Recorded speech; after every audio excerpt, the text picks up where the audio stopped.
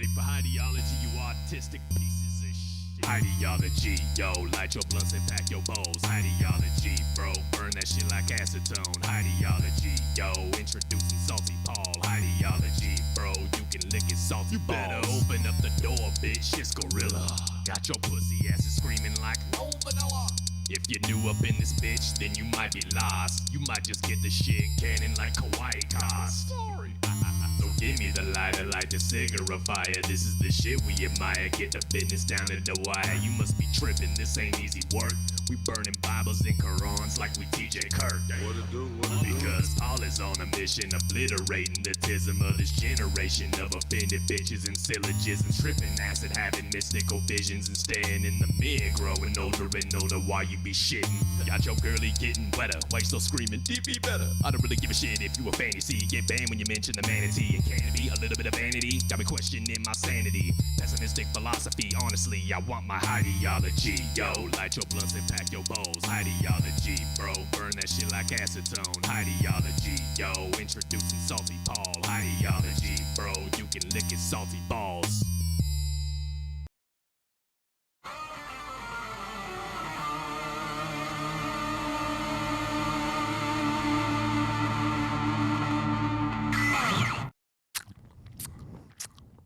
Why, hello. How's everybody doing tonight? Look at all of you. Look at all of you fresh faces this late at night. This a Wednesday? Do you have work tomorrow? Hope you feel... God damn it. Please, can I get a mic stand that just does what I need it to do? I guess I don't need my mic to be angled that way, and that'll probably reduce a whole lot of what's happening. Wow. I'm pretty stupid. Hello, hello. How's everybody going? How's everybody going? Is that even a thing? Did I just ask you all how you're pooping? How have your bowel movements been lately?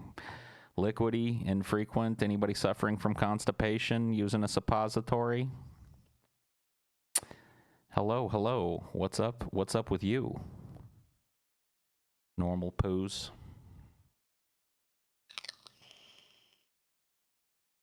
I left my vape at TJ's house, so I had to borrow Ashley's vape, which I don't even know why Ashley has a vape, honestly. She doesn't vape. But every once in a while, I guess she likes to vape. And thank goodness for that. My backup vape. See, I done fucked up here, and I didn't get myself a drink. And that's a big fucking no-no.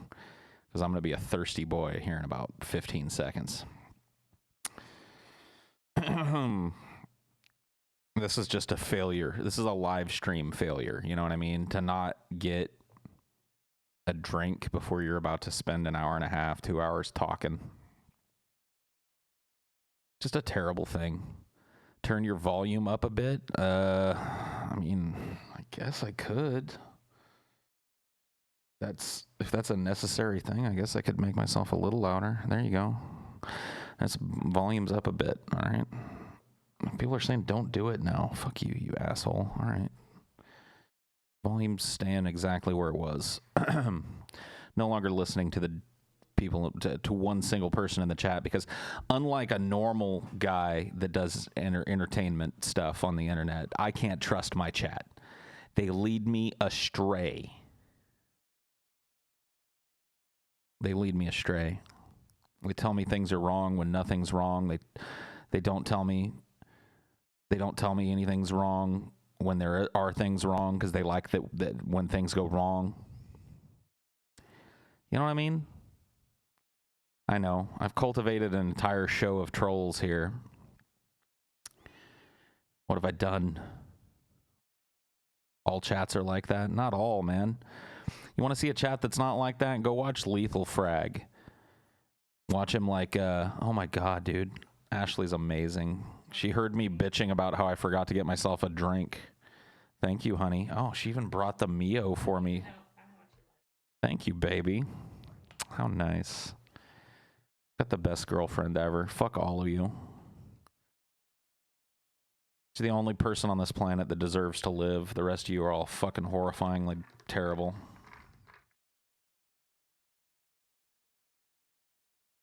That was really nice of her. Stream saved. You have the best fiance ever. Shut up. Well, I guess you could have, yeah. Ashley's not technically a fiance, so I guess you could have the best fiance ever. You ain't got the best girlfriend ever, though. I got that locked down. What flavor Mio? I mean, really the only flavor Mio to me. I don't know why we ever have anything else. Fruit punch. Fruit punch. That's the one. This is the one. This is the one you want to get. Brought to you by Mio.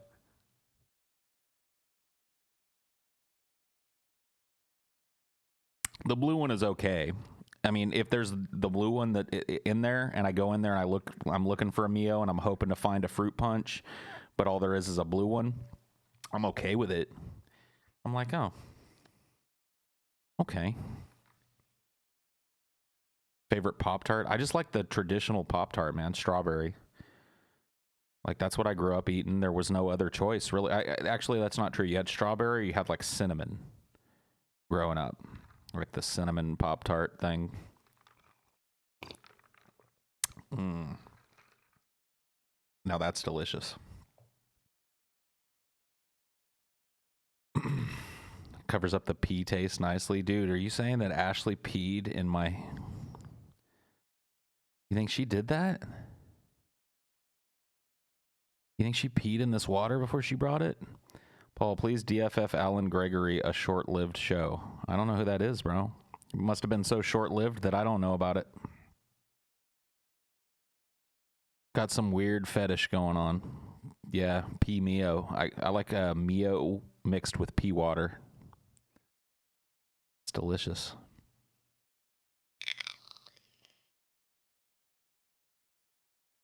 Dude, is there really somebody... And hold on, let me take care of this. I'm so sorry you guys had to see a Shaggy reference up in here, dude. I'm so sorry that I found that there's like one of you in here that's like... Let me just put this idiot in timeout real quick. Oh my god, dude, Shaggy. Why does everything have to get turned into a fucking annoying meme? Memes are meant to... No, they're not.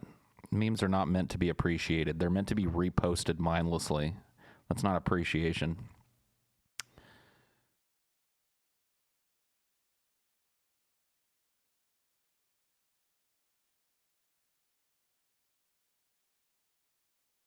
Punitive Paul, yeah.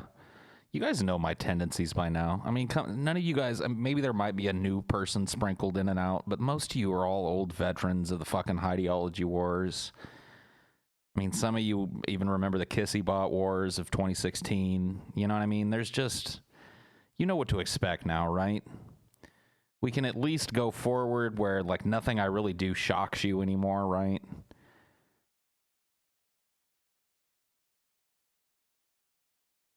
How do you appreciate something if no one posts it? That's a good point. You've revealed the truth. I'm just trying to stifle memes because I fucking hate them. I hate them. I think they're stupid. Memes lives matter. No, they don't. No, they don't. They definitely don't.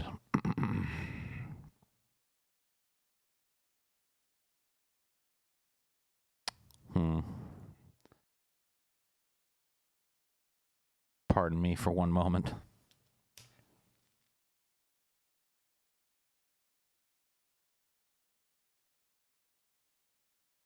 Oh, gee whiz.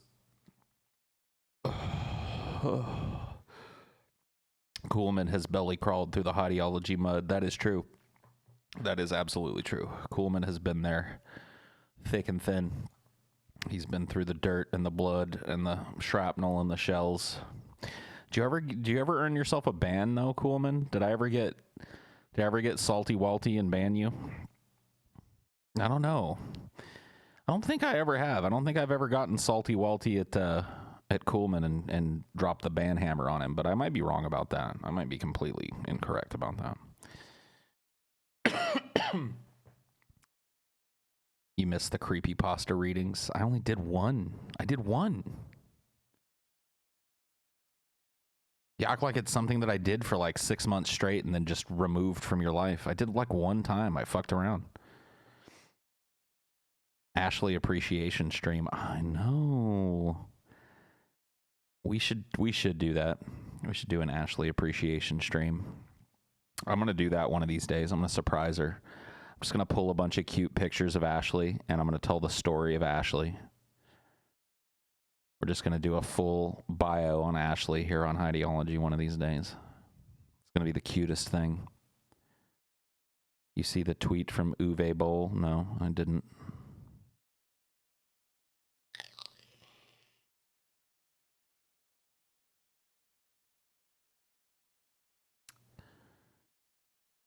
This was in my suggested, but I don't know what this is. Look it up? No. No. Really? He wants to be on DFF. You guys are trolling. All right, dude. I've just been sufficiently trolled by the chat into telling me that Uwe Boll wants to be on DFF, dude.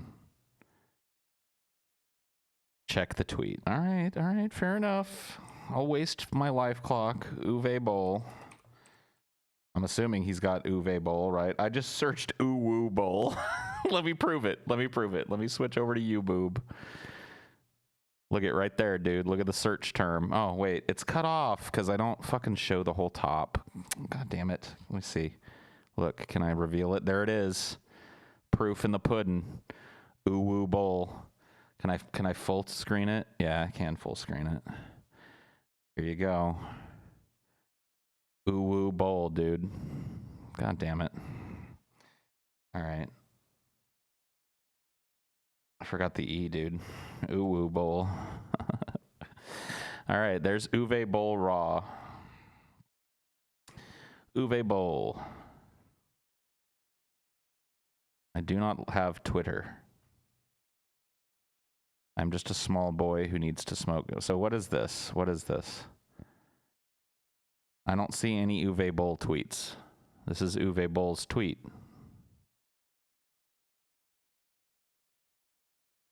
My background photo? Oh yeah, dude. You guys check it out. It's Mako from, whatchamacallit?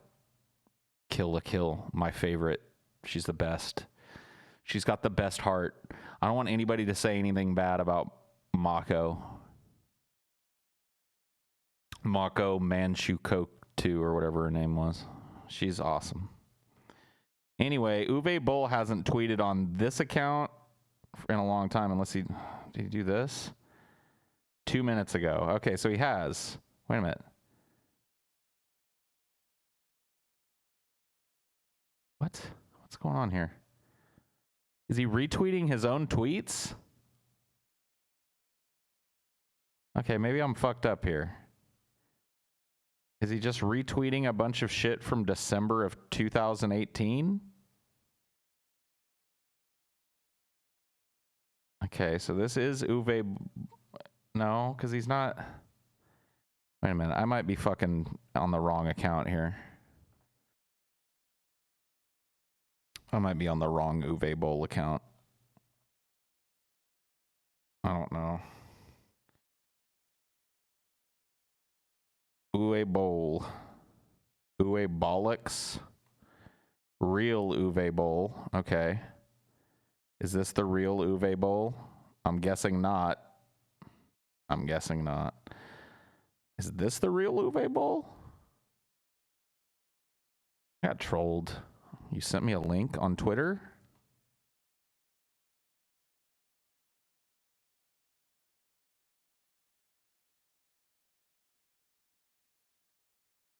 Is this really him, though? He's not verified?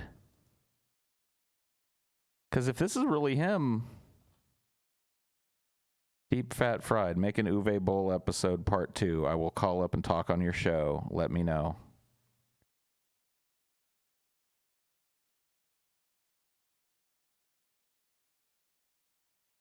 Dude, is this real? If this is real, we need to contact Uwe Boll. Is this real?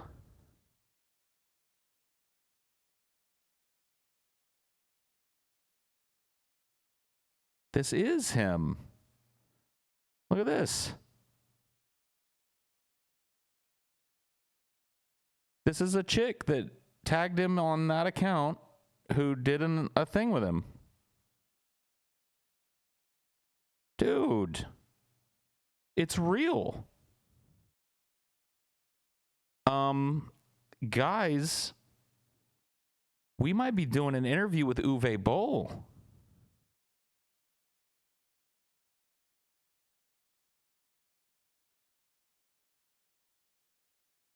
Am I wrong?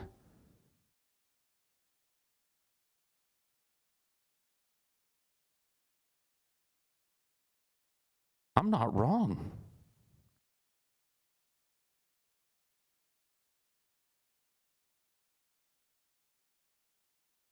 That's fucking cool. Yeah, man. I mean, I'm meeting with the guys tomorrow, so we'll definitely get back to him tomorrow because I don't see any reason why we wouldn't have Uwe on to talk about his movies and shit. What this means is that I probably shouldn't be doing a Highdeology now. I should probably be watching the films of Uwe Boll because there's no way I'm doing an interview with Uwe Boll and not having seen his movies. Like I've seen a couple of them, but not all of them. I'm gonna see as many of them as I can watch between now and when we get Uwe Boll. He's going to challenge me to a boxing match. I'm going to swiftly decline. And when he goes, why won't you fight me? I'm going to be like, because you could beat the fucking shit out of me. And I don't know how to fight. This is, I mean, I'm 90% sure this is real. Which is very, very strange. Yeah, like I said, he's retweeted people that he's done talks with who have tagged him.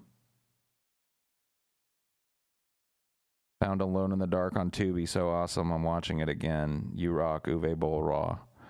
Yeah, dude. People are tagging him on. Oh, we're doing it. Yeah.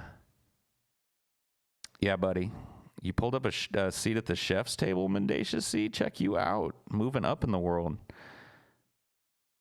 Holy smokes, man. An Uwe Boll interview. What if he and Scotty get into an argument? It'll be fucking amazing. What if he and Scotty end up getting in a boxing match, dude? Holy shit.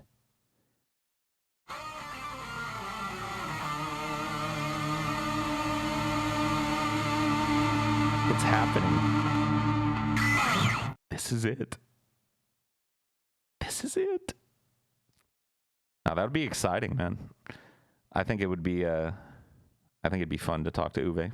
It'd be fun to talk to any filmmaker, and for him to be a dude that's made, I think, what was it, something like 30-something films, to be willing to chill and talk with a bunch of stoner neckbeards on the internet about what he's done and what he's up to. That's pretty cool.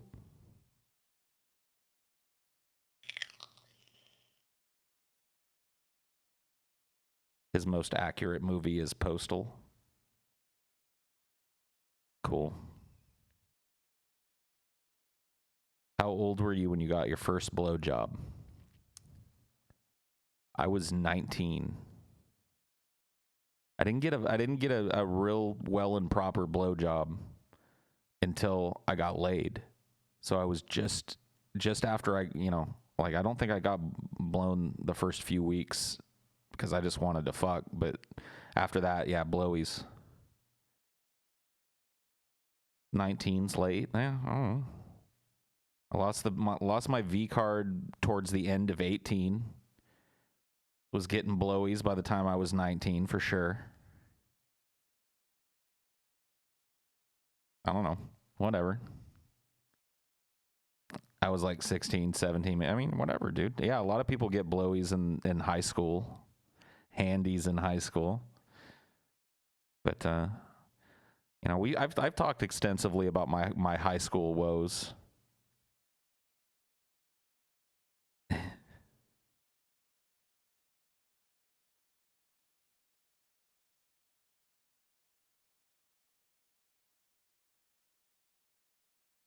Did it all at 16. You were a cool kid. Look at you, Mendacious. Look at Mendacious C. Cooler than all of us. The coolest kid in town. Lost V card at 15, gave first blowy at 19. Thanks a lot, Ashley. Thanks for not waiting. How did you not know that I was going to come along and swoop you up? You had to go give the muffin to somebody else. Couldn't even wait.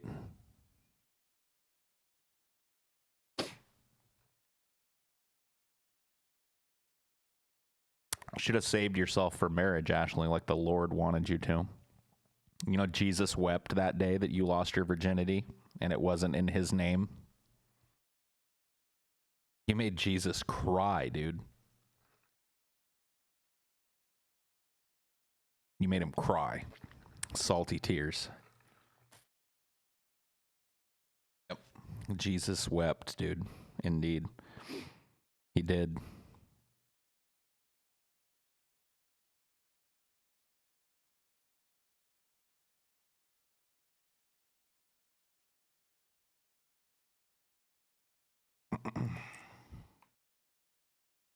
This is another...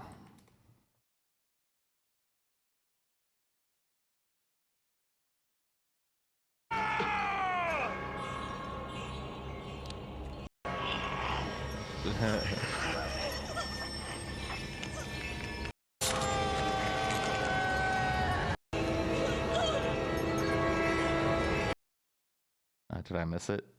I think I missed it.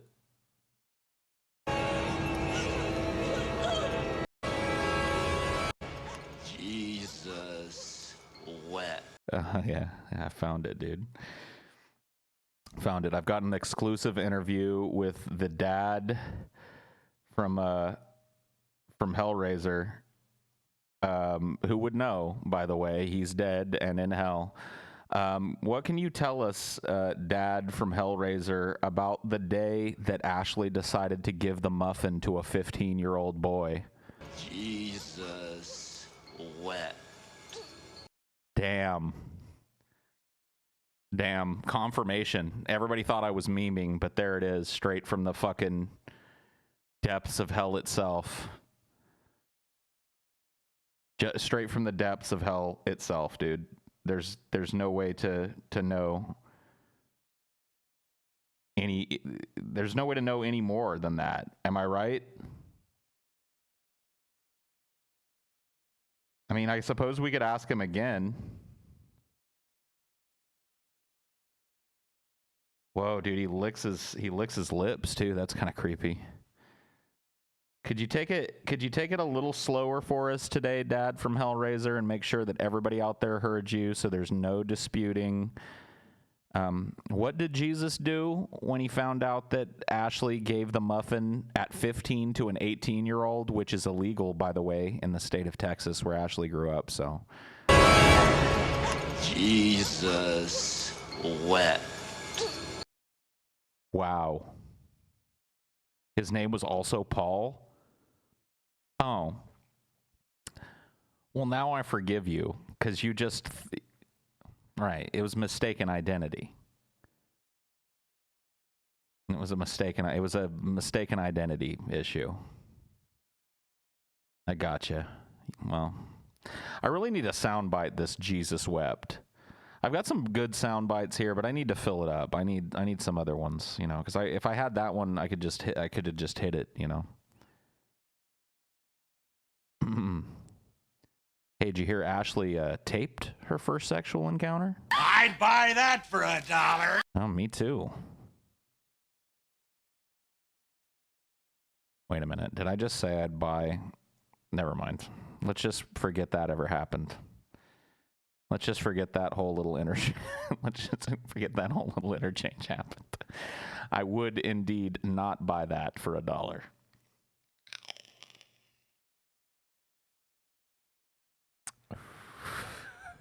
Have a seat right over here. Have a slice of pizza. So what are you doing here tonight, Mr. Zigo? Oh, I'm just doing a Highdeology. Doing a Highdeology, huh? Why are you at a 15-year-old girl's house? I don't know. She seemed cool. She seemed cool.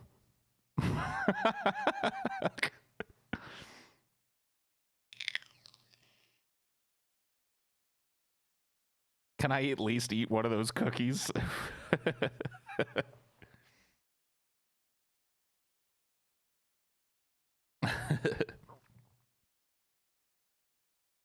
Wow. Wowsy, wowsy, woozy.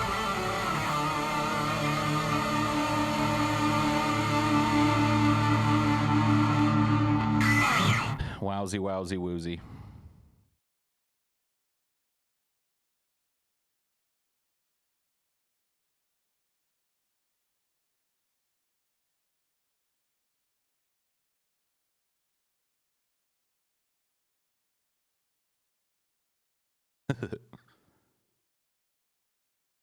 Excuse me, Paul. Sorry to interrupt your chat. It seems like you're having a good time there tonight. Hmm. What are you up to tonight, Mr. Zigo? Hmm? Hmm? Hmm? I'm just going to store Chris Hansen off to the side here, so if I ever need him again, you know. Who are you, her dad? No, I'm not her dad. Were you a cop? That's not really for me to say right now.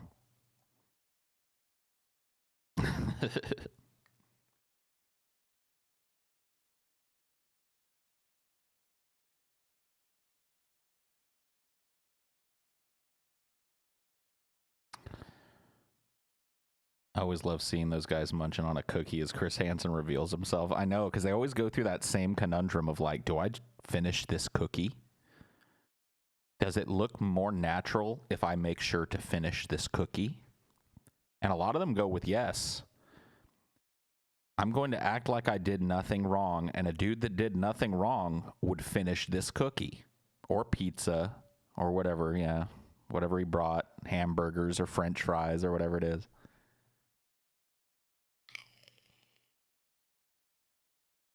Can we watch some Chris Hansen? It's on YouTube. I mean, we probably could, but it'd probably end up drawing a flag. I don't want to mess with it. I don't really mind if one of these gets monetized because, you know, who cares? But if it actually draws like a worldwide content flag or something, then that's just a fucking headache for me. It's a headache for you. It's a headache for all of us. So I'd just rather not go down that road. You want a slice of pizza, man? No thanks. No thanks. I'm not hungry. Paul, come to Australia so I can give you the dankest green smoked. Oh, so you know where to get some weed. As long, last time I checked, isn't weed illegal in Australia? There, sir. Would you like to tell me where you got that?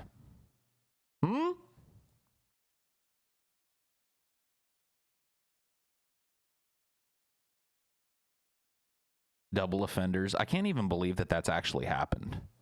I can't believe that, like, either there's such a small pool of these dudes that are dumb enough to do this that they just show up over and over, or that there were a couple of dudes that were so stupid and so inept and so incredibly unfortunate that they did it twice.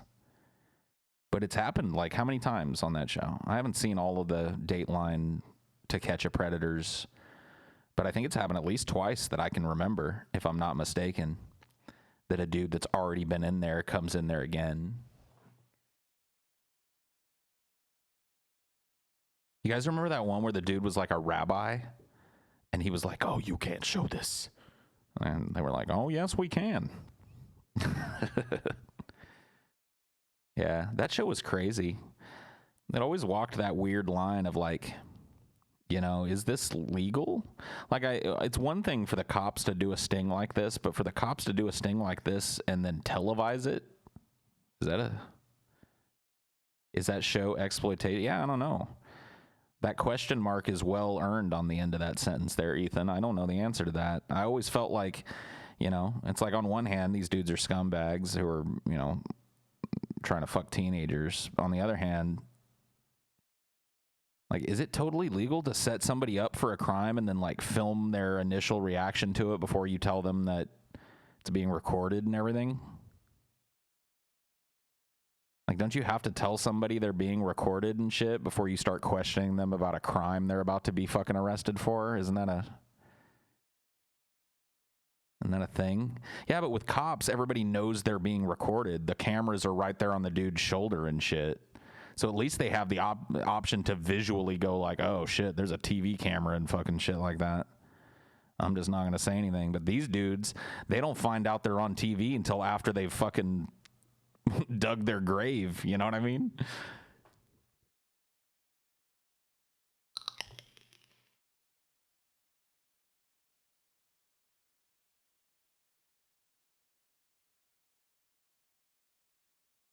No one cares about justice. It's something abhorrent. What? Depends on the state for recording things. Some states only require one-party consent. Oh, yeah, I guess that's true. Maybe they just did it in two-party or one-party consent states or whatever.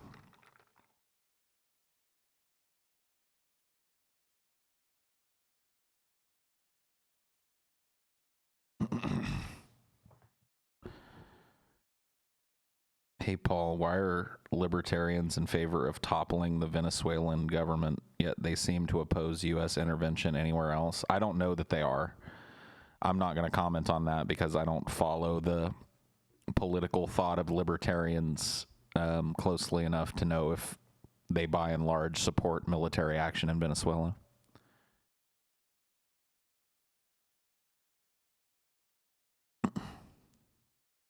Apparently, the group that pilot the decoys already do sting operations. All the show did was out it on camera and give it some. Yeah, no, I know that. I remember that. What were they called? Perverted Justice or something? I think that was the name of the like group that they used to use, at least in the old ones. I know that they've done some like newer ones. I keep seeing clips from every once in a while on YouTube. YouTube will recommend me one. But I haven't watched any of the newer ones. I've only seen like the early, like, I don't know, when that show was pretty new.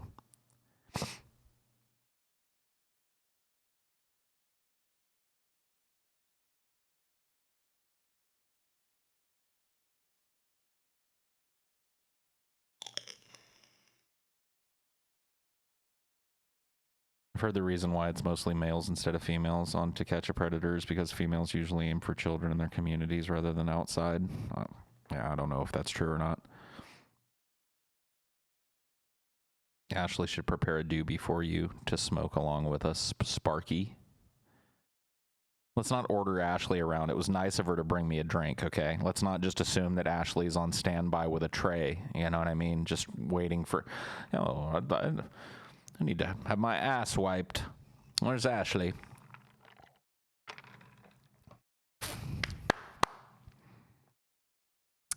I summon thee with the booty wipes. Just a suggestion, sir. All right, mute that bozo. Well, if you get yourself a girl, then you can order her around and make her, do whatever you want. I don't order my girl around.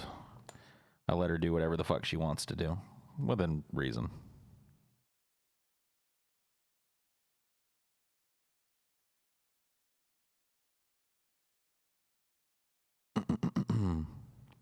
Why does this live stream seem extremely updo? What's updo? What is that?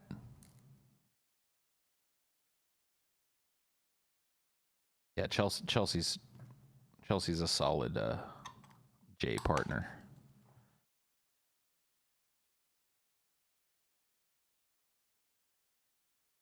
Use Ashley as the decoy. Do our own stings. Hey, it's me.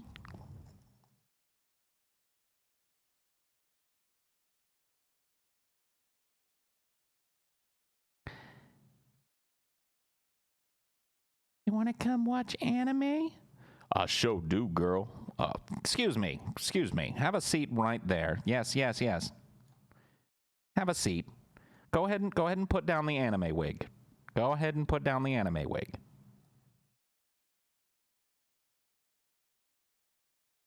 If I were there, I'd roll it for you. What a nice guy. Mute that bozo. What a nice fella. Why is Ashley talking to you through the chat when she lives with you? Because I have one mic in here, and it would be a one-sided conversation if she stood in the doorway and talked to me. So it makes sense that she would talk to me here, yeah? It would be rather disruptive if she walked into the room and started talking and nobody could hear what she was saying but me.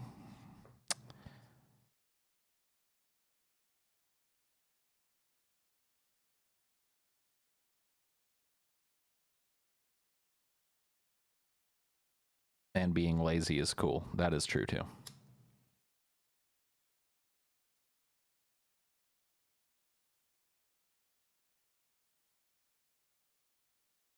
Yeah, I did see that. Chris Hansen got arrested for like bouncing investment checks or something.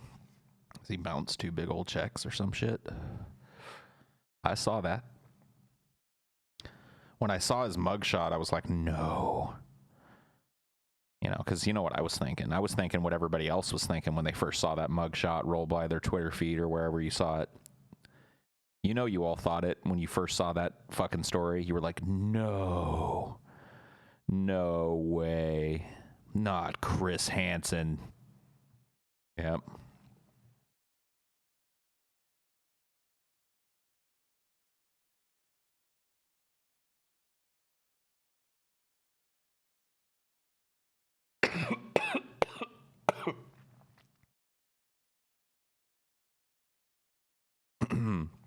Give Hansen a pass. He saved countless kids from trauma by giving pedos trauma. No, I like, you know, I got no problem with Chris Hansen. I wasn't celebrating that he got locked up or anything. What am I doing? I'm sitting here doing a Highdeology. What are you doing, bro? What a strange piece of small talk to bring out apropos of nothing, sir.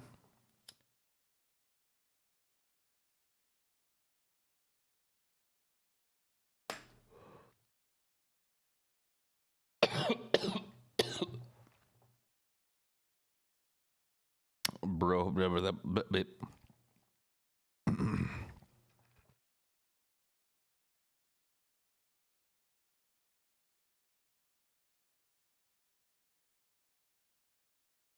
when do the outside streams become more frequent? Summer or so?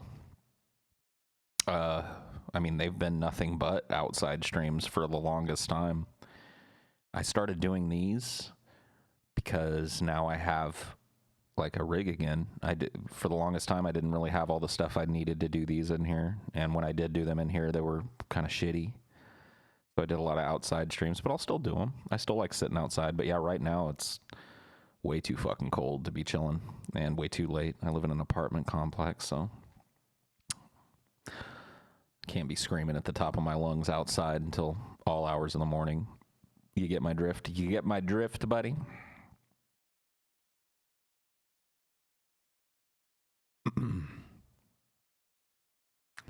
After tomorrow, it will no longer be -10 like it was for 2 weeks in a row.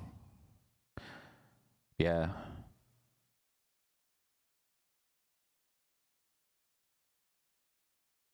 You just made an old-fashioned cool. I like a mix of inside and outside streams. There you go. That's what you'll get.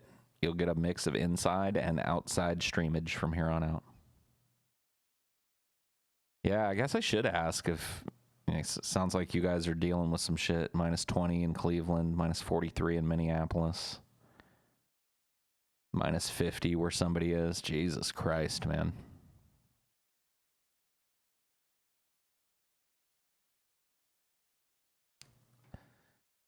Then you got the president of the United States going, where's the global warming? We sure could use it. And it's like, you dunce. You total fucking dunce.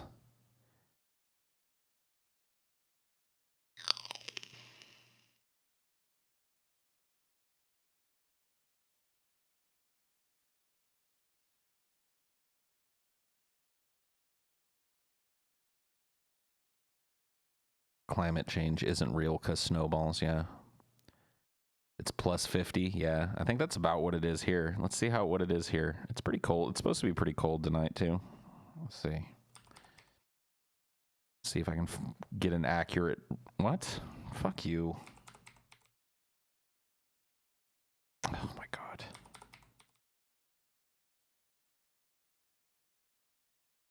Weather. Oh, it's 40 degrees. Yeah, dude, it's 40 plus right now.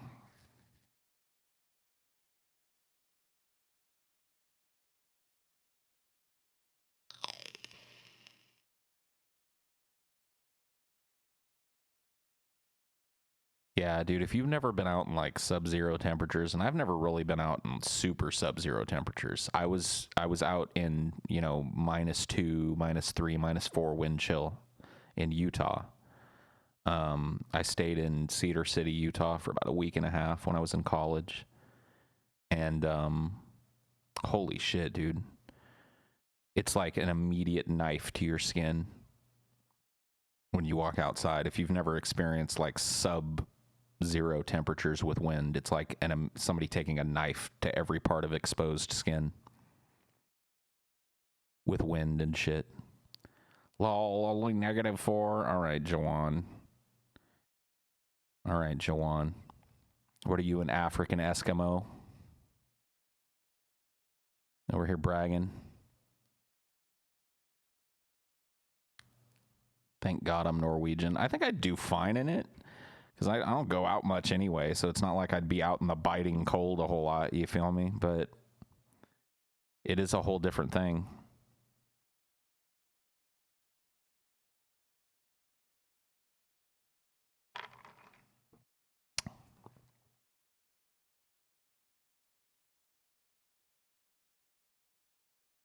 Montana should be destroyed. Nah, man. I want to go to Montana. I think Montana is high on my list of places to carve out my my cult, when it comes time for that.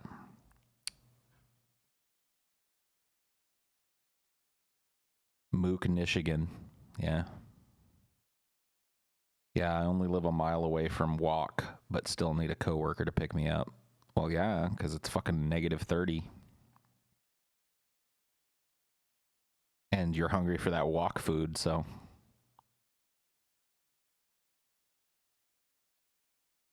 I can't wait for the Uvu Bowl interview. Hopefully it'll be for everyone and not just be for Patreons. I don't know. I'm not going to say anything about it until it's in the bank, but I'm pretty sure we'll be reaching out to Uwe Bowl. Montana has some nice regions for camping, etc. Hey, Paul, can I have your babbies? No, man. Nobody gets to have my babbies.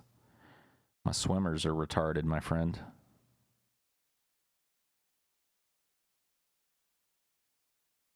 I've got tarded swimmers. The fertility doctor, the first one that I went to, he showed me a picture of the type of sperm deformity that I had. And like, if you've ever seen, like, here, I'll pull up a picture of a sperm. See if I can find one that has the deformity that mine have. Abnormal sperm morphology.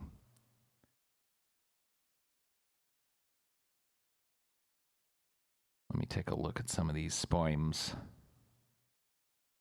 I've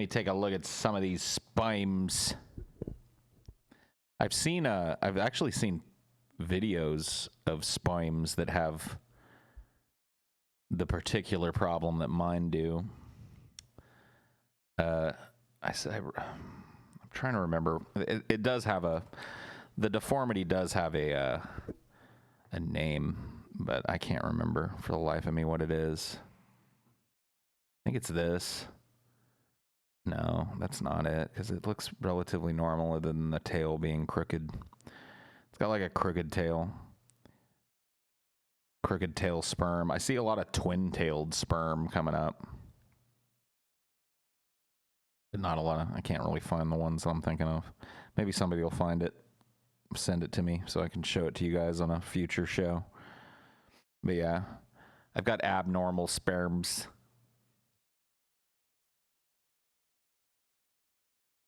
Can't they use a test tube for those? They can, yeah.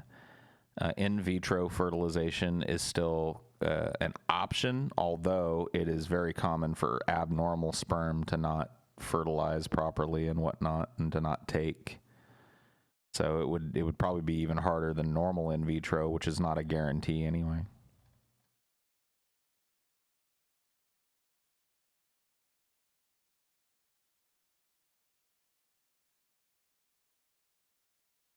Yeah, okay. I found a picture that's kind of the same thing. I'll show it to you guys here. So number 3, this number 3 sperm here, this is kind of what my sperm looked like. See how that like tail is not quite dead center on the back of this? Number 4 kind of has it too. Just kind of like offset to the back. So they never really can swim straight. Yeah. Yeah, that's what I got.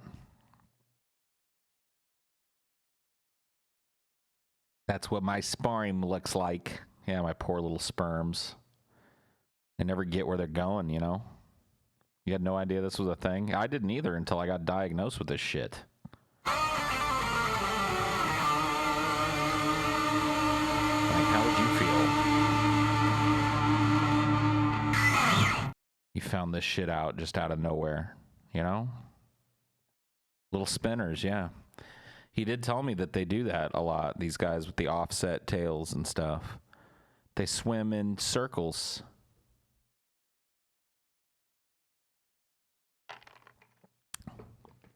They swim in circles. We heard that riff that time. Cool. Yeah, I turned it off. I just got to remember to turn it off after the first time. That's the only issue with this. I just got to get in the habit. How did you find out? Well, I tried to have kids for about a year, maybe a year and a half after I got married. It never happened. And so logically at that point, you go on the internet and look at possible fertility problems that could exist. And when we did, what we found is that when there's a couple that's trying to conceive, something like 75 to 80% of the time, it's the male that has the problem, which is something we did not know. My ex-wife was worried immediately that it was her. But when we read that, we were like, oh, well, maybe you should go get tested. And when I did, dude, it was like, dude, it was one of the most fucking embarrassing things that ever fucking happened, dude. If you've never done a sperm test, and maybe mine was different, but I went to this place, right? And they tell you, like, don't blow a load the night before, you know, like for 48 hours before you do a sperm test, you're not supposed to blow a load. And I was really worried that I wasn't going to be able to, you know, I was going to get to this, you know, doctor's office or whatever the fuck, and that I wasn't going to be able to do it. So I did. I waited the cursory 48 hours, and then in the shower before I went over there, dude, I fluffed myself. I kind of edged a little bit, you know what I mean? To make sure that I was ready to go. You know what I mean? Got to make sure that there's like some kind of desire there built up. So I edged in the shower a little to make sure that everything was gravy. And I go down to this doctor's office, and I don't know what I was thinking was going to be awaiting me there, but what was awaiting me there was a thankfully empty doctor's office and a desk manned by what looked like a 19-year-old college girl. And who was there probably, you know, working while she was going to nursing school or some shit. And I walk up to, I almost turned around and just left, honestly. I almost went like, oh, shit, wrong, you know, wrong office. What was she wearing? Scrubs. Like, you know what I mean? Like nurse scrubs. And she's sitting there like reading a magazine or something. And I walk up and she goes, oh, you here for an appointment? And I was like, yeah, what's your name, Paul? And I give her my name. She looks up and like I could see the realization on her face. I could see it. You know, she looks like, okay, let's just see what we got going on here today. What kind of sample? And then like she goes through and she's like, and she's like, oh, yeah, sure. 1 second, Mr. Parkey. And she goes back and she gets this cup, right? And she hands it to me and she goes, all right, the restroom is right down the hall, first door on your left. You'll need this key to get in. Here's the key. And just go ahead and bring me the sample. And I was like,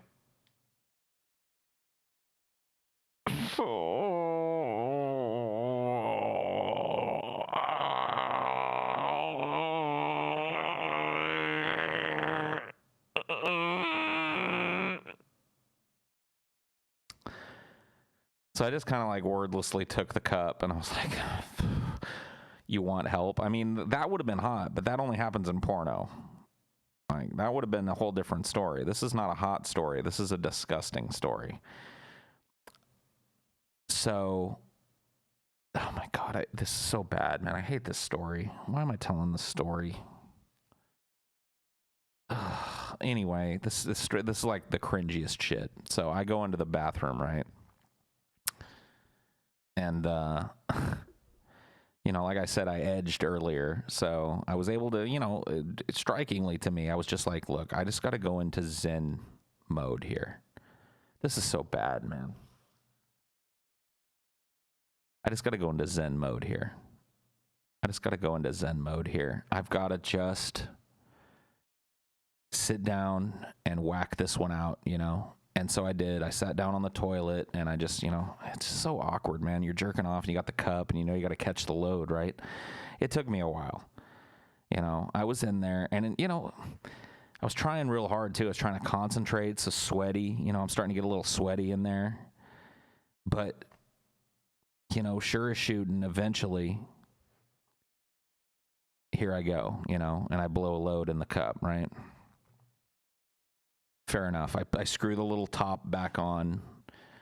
I wash my hands. You know what I mean? All the shit that you got to do, especially want to make sure you double got to do after you finish this up, right? And I'm like, okay, I make sure everything's fine. Make sure I didn't accidentally squirt, you know, a shot on me somewhere. I'm looking in the mirror. I'm like, you know, because sometimes you get one of those phantom shots that you don't know where it went. And then you don't realize where it went until you're at the grocery store and you look down at your shoe and you see just a big load on it, you know? That ever happened to anybody? That's happened to me. Anyway, not to digress. So I finish up, I grab the sample and I walk it back up front and I go to hand it to the girl there and she looks at me like I'm a fucking alien. She's like, what do you, no. She's like, no, there's a sample box inside of the bathroom that you're supposed to leave that in. And I was like, oh.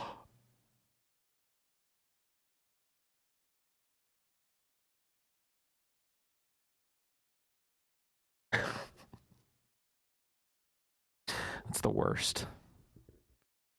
So I took it back in there and I put it in the sample box. And I literally just walked out of that place and did not look at her. I turned my head so that she wouldn't have to see me and I wouldn't have to see her. And I just left. And I've never been.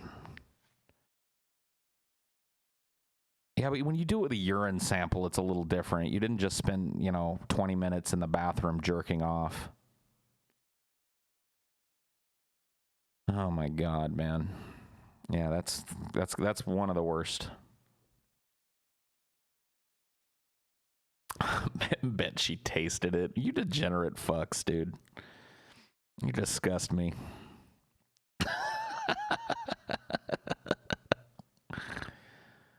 Oh man, that's one of the worst though.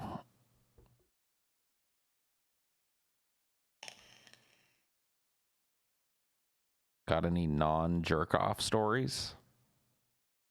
Sure. I do. I'm not going to tell them to you though. Because for it to be a non-jerk off story, there can't be a jerk off in the room. And you're here. My dad told me about the time that he came on his toothbrush. How'd he do that?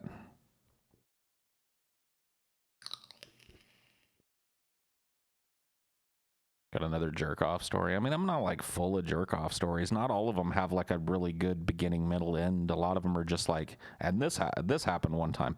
Like one time, like, I don't know, I'm a distance shooter. Like one time I blew a load that hit a wall that must have been like 8 feet away. 8 feet. A good 8 feet.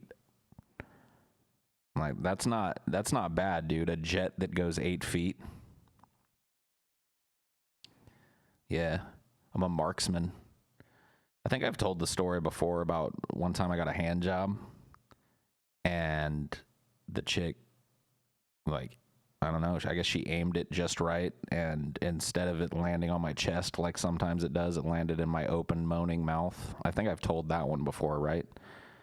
Got a taste of the batter that I didn't want. you know. At least I got an assist though, because I hear other dudes have done that, you know, but they were flying solo. Mine was an assist, so that makes it a little less cringy, you know.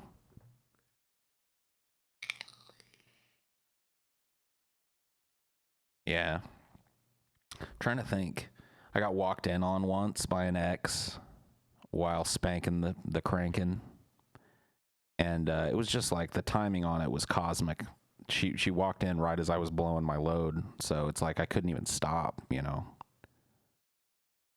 It was just, you know, I don't even know what the chances are, you know, of that jerk off session ending right as my ex came home from work early because she was feeling sick that day. But hey, you know, I can't get that lucky when I buy a fucking lotto ticket, but that one day I decided to jerk off like I did every other day, won the lotto.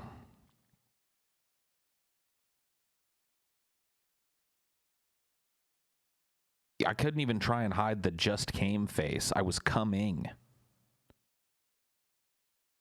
It's not even hiding the just came face. It's hiding I'm literally ejaculating face. That you can't hide that. How did she react? Pretty hilariously. She watched me finish blowing my load while standing there going, "Oh God, oh no."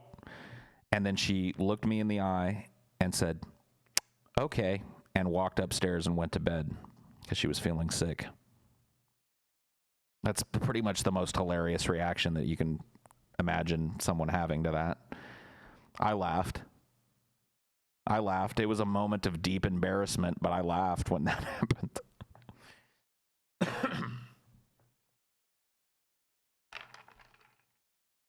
Should have played it off as a sneeze. Yeah, but you don't understand. I would have to explain to you the geography of the place that this happened. I'll try my best. If you go look at my old videos, in fact, I'll pull one up. Why the fuck not? Let's just do this. I'll go pull up one of my old videos because I can show you from those old videos exactly where this happened. So let me find a good old video and we'll pull it up here. Yeah, this one will work. So, all right. The fifth watcher has... Okay, well, there's got to be a better one than this. You can't really see the door. Here we go. This one will work. Make perfect sense. Okay, I'm just going to pull this up here. So this is where I used to make my old videos. This is a strange old video that I made with my friend Brian. There's my old dog Boogie there. But you can see the geography of the apartment. Well, this is a condo that I was living in at this point. I recorded my videos in this little nook that was underneath the stairs that went up to the second floor of this condo. So this couch is kind of right at the edge of that, and my computer chair that I'm sitting into is tucked in that little nook, and right here, you know, just outside of the camera shot is a set of stairs that are heading up like this. So I was sitting here with my back to the front door, which is right here. This is the front door of the house. And my back was to it, but you can imagine if my back is to it, which way is the monitor facing? Well, the monitor is facing right at this door. So when she walked in, even if I tried to play it off like I was mid-sneeze, she would have seen like an Asian ass bouncing on a big dick or whatever it was I was watching. I don't know what it was. But it would have been, you know, it would have been impossible to both close the window and play off mid-orgasm like I'm in the middle of a sneeze. You know what I mean? That's just, you can't. This is the worst possible setup for watching porn. It is. If you can picture this, okay, so I lived in this place for a while with a roommate, with Waylon, my other friend, and he set up his computer in the dining room, which was over on this side of the living room area. So I had my computer here under the nook. His was in the dining room, literally the same problem, and I was the one that got to walk in on him one day. I walked in, came home from work one day, swung this door open, and he heard that happening and immediately reflexively stood up, covered his crotch with his hands, like covered his dick and balls with one hand, and started trying to block my eyes with the other hand. You know what I mean? Like he's got his dick and balls covered as best he can in one hand, and then he's doing this, but he's like 10 feet away. So I'm just like, oh. And then on the screen, of course, you try and look away to that, and the next thing your eye is drawn to is the screen, and it's just, you know, some chick bobbing on a dick or something, and you're just like, man, you can't go to your bedroom and do this. You can't set up this computer in your bedroom and do this.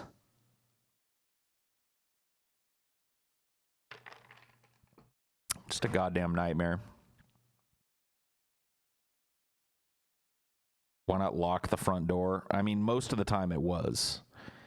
Most of the time it was. In both of these instances, mostly due to us just being tired, because it happened to Waylon in the same way it happened to me. He had come home from work. He wasn't expecting anybody home. He walked through the front door. He was probably thinking, like, I'm going to rub one out and then go get something to eat, so why even bother locking the front door? I'm just going to rub one out real quick. Sits down to rub one out. I come home from work earlier than he expected me to. Bada bing, bada bang, bada boom.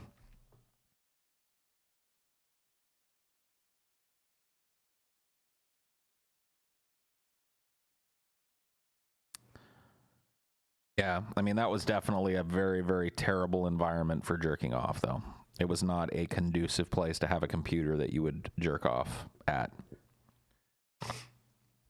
Do women jerk off? No, they schlick. Don't you know about this? Didn't you get sex ed in school? Girls don't jerk off. They schlick.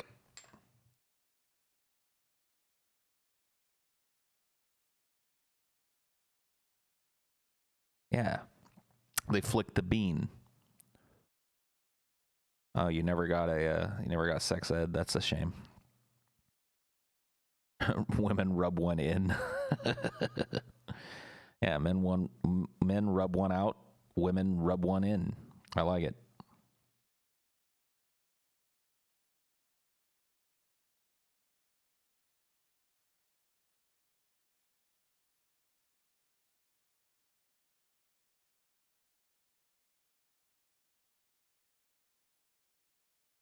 Rub one in and then out.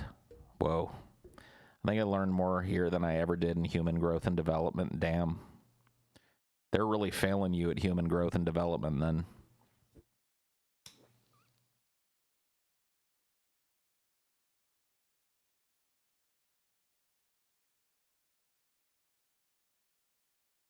Sex ed at my school consisted of videos with a woman saying, "You will die if you have sex before marriage. No joke, no exaggeration." Wow. That sounds awesome. Mine had this lady that had a really weird speech impediment. She was very nice. She was a nice lady, and she wasn't normally, she was like a nurse usually, like a school nurse usually. But she got strapped with teaching the sex ed class to freshman high schoolers, which was just horrible. You know, because, like, that's just filled with all these reeking, stinking BO gorillas, you know what I mean? And just, like, nobody wants to be there, and they just laugh at every little thing. And I just remember, like, she was so fucked because, like I said, she had a speech impediment, and she said puberty, like puberty. Now, when a girl reaches puberty, and the whole class would just blow up. Like, she couldn't even get past puberty. Puberty. Yeah, there was a kid in that class that we ended up nicknaming, me and my friends, because I had that class with a couple of my buddies, and we ended up nicknaming this kid Poober, because he like when she would say puberty incorrectly and say puberty, he's this fat Mexican kid, and he spoke very broken English. But he would fucking blow up laughing when she said puberty every goddamn time. It was just like, she'd kick him out of the class sometimes because he was just rolling in the aisles. So we started calling him Poober because, like, it was just another opportunity to say it to him and make him bust up laughing. Poober. They don't like get all these people, because, like, they used to sometimes, I had to do it a couple of times. It was never like an ongoing class, but like in high school, if you had health class, for a couple of weeks, instead of going to health class, you would go to whatever they called it, sex ed or life science or whatever the fuck they were trying to call it. So like everybody that had health class had to go for 2 weeks, and it was a special class taught by another teacher. And it was, you put your penis in a vagina. And then like, oh, I remember Poober one time, one of the other kids in class put him up to asking the teacher about, what was it? Oh man, there was some kind of move, a snowball. Yeah. One of the kids said, ask the teacher what a snowball is, Poober. And he was like, hey, Mrs. What's her name? What's a snowball? And we all just started laughing, and she didn't know. And she was like, well, I don't know. I do not know. Unless you're talking about the snow cones that you can get with the different flavors at the fair. Hey, what's a snowball? Good old Poober, man. I had to get Poober in trouble one time because he was a dick, dude. Let me tell you how I had to get Poober in trouble. So I brought, back in the day, you could put video games onto like floppy disks. So I had friends that were also dorks that had computers and shit at home. And so I would bring like Doom or Doom 2 or whatever on 2 or 3 floppies. Well, one day I brought Doom 2, I think it was Doom 2, onto these weren't like CD, you know, these were floppy disk, like 5 1/4 floppies. And I would bring like 2 or 3 of them to school. Well, one day, like they were hanging out of my backpack, I guess, and Poober saw them and he stole them. He stole them out of my bag, and then I went to look at the end of the class, and I was like, "Oh shit, dude! Somebody took my shit." And then one of the other kids in class was like, "Dude, it was Poober. I saw him. He took it. He took it. Poober took it out of your bag. I thought maybe it was his or whatever, so I didn't say nothing. But if you're missing something, it was Poober that took it." And I was like, "That motherfucker, Poober. How are you gonna steal from me?" So I found him like at lunch. I saw Poober walking around, and I was like, "Hey, Poober, come here, man." And he's like, "What's up? What's up?" I was like, "Why do you steal my fucking shit, dude?" He's like, "I don't got nothing, man. I don't got nothing." And I was like, "Dude, don't be stupid." I was like, "Just give it back to me." I was like, "You don't even have a computer to use it on, Poober. You can't sell floppy disks to people. Nobody's going to buy that shit off you. Just give it to me." "I don't know what you're talking about." I was like, "Dude, Poober, you know, so-and-so from class said that they saw you do it, and then I asked the other person that they said saw, and they said they saw you do it, so why don't you just don't be stupid about it? I'm not trying to get you in trouble for stealing. You're dumb. You stole something you can't even use. I don't know what you're talking about." So I went and got security, and I was like, "Hey, this guy stole something from me." "Well, what did he steal?" 2 floppy disks. "What's written on the disks?" "Doom 2, 1, 2, and 3. "Open up your bag." "Is this them?" "Yep." "Come with me, Poober." Gives me back my discs. I was like, "Damn, man. Why you gotta make me be a narc, Poober? Why you gotta make me be a snitch? Why couldn't you just, like, I came to you like a man. I didn't go directly to the fucking, you know, I didn't go directly to security and rat you out. And I tried to come to you like a man. Stupid ass Poober, dude." And then we weren't friends after that. After I ratted him out, he got in trouble. He got suspended for a day or some shit. And then when Poober came back, he was all aggro with me. Like, he had throwing out threats and shit, you know what I mean? But none of them are credible threats. It wasn't making anybody shake. He'd be like, "I'm going to beat your ass after school." And I'm like, "No, you're not, Poober.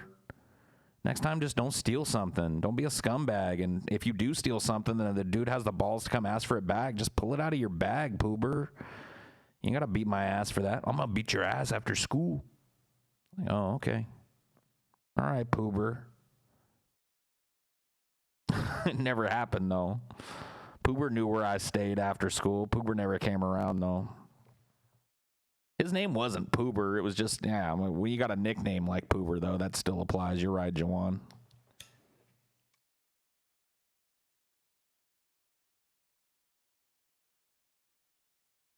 Did you go to school and stand and deliver? What? Wasn't a military school. Stupid Poober. I always thought sex ed was just educational porn, but all they did was put a condom on a banana. We never even got that, though. We got a bunch of, like, pictures, like, projected up. You know those overhead projectors that they used to have? They weren't digital. They were like a glowing thing that they would put a transparency on. And I don't know if any of you guys have ever even seen such a thing. But back in my day, that's what the teachers used. They didn't have no projectors and shit. So, yeah, she would, like, have these transparencies with, like, a cock and balls on it. She would be like, this is the shaft of the penis. This is the glands of the penis, you know, and we're all just like, ugh. No, we didn't have to watch a live birth video. We did have to watch a really uncomfortable video freshman year, though, too, about testicular cancer. And it showed this kid, like, he was like 18 or whatever, a high school kid, and he's in the shower and he's like washing himself, and it never showed his dick and balls, but like you could see he was like scrubbing his dick and balls, and then all of a sudden he got this worried look on his face, and he goes to his dad and he's like, Dad, I found a lump on my nut. And so yeah, we had to watch that in fucking PE with our coach what did we call him? We used to call him Coach Dauber, because he would, like, every time he had to do these sex ed things, he would never use the word for, like, he would never say penis. You know, he'd be like, make sure you put a condom on your dauber. Don't go out there and get herpes all over your dauber. So we used to call him Coach Dauber. And Coach Dauber hated doing these fucking things, but you know what I mean? Yeah, he wouldn't say pecker. He said dauber, which I never have heard anybody else call a dick a dauber before other than him. Your dipstick, yeah.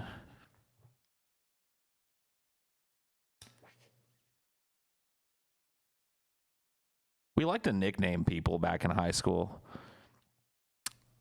Yeah, Coach Dauber. And then, like, the other coach that we had was Coach, we used to call him Coach Stubbs. That was just to drive him nuts, though. We were just trying to drive Coach Stubbs nuts because he hated it. I won't say what his real name was, but I remember it. He would always correct us and be like, you will call me, I'll just make up another name. You will call me Coach Jameson. We'd be like, all right, Coach Stubbs. He hated it. Well, like, we called him Stubbs because at one point he tried to grow a beard. And I legit think that we peer pressured and, like, bullied him out of having that beard, because when he started growing that beard, we started walking up to him at the beginning of class going, oh, like stroking our faces and shit. We'd go like, oh, growing a little, got some stubs going on up here. And he'd be like, go take your seats and get ready, or go get in your gear, go get on the bus to go fucking whatever, you know, whatever it was, you know what I mean? And that turned into us just calling him Stubbs, but he never grew the full beard. Like, we fucked with him so mercilessly that he eventually just shaved it all off. But here's the thing about Coach Stubbs, and I think I've talked about this here too, but I mean, what am I going to do? Dude, I do these too often to not repeat stories sometimes, but like with Coach Stubbs, like I thought he was in on it in a way. You know what I mean? Like, I thought Coach Stubbs kind of liked a little bit that we made fun of him. But I was wrong. You know what I mean? Like, he really was being bullied. Because after I graduated high school, it was like a year after I graduated, my little sister was in high school still, and she was in a play. And I went to this, you know, it's the same high school I went to, so I went to the show, and I saw a bunch of people, a bunch of teachers there I hadn't seen, and I was walking around. I saw Coach Stubbs. Coach Stubbs' daughter was in the play. And I saw him sitting up in the front row. And so I was up there talking to somebody else, talking to my drama teacher or whatever from back in the day, and then I saw Coach Stubbs, and I was like, oh, Coach Stubbs, dude. And he looked at me, and I like held my hand out to shake his hand, and he did not shake my hand. And he looked at me and he said, Mr. Parkey, can you move out of the way? I can't see the stage. And I was like, oh, I'm sorry, Mr. Stubbs. Or, you know, whatever. I said his real name probably. I'm sorry, Mr. Jameson. And I just like went and sat down, and that's the last time I ever talked to Coach Stubbs, man.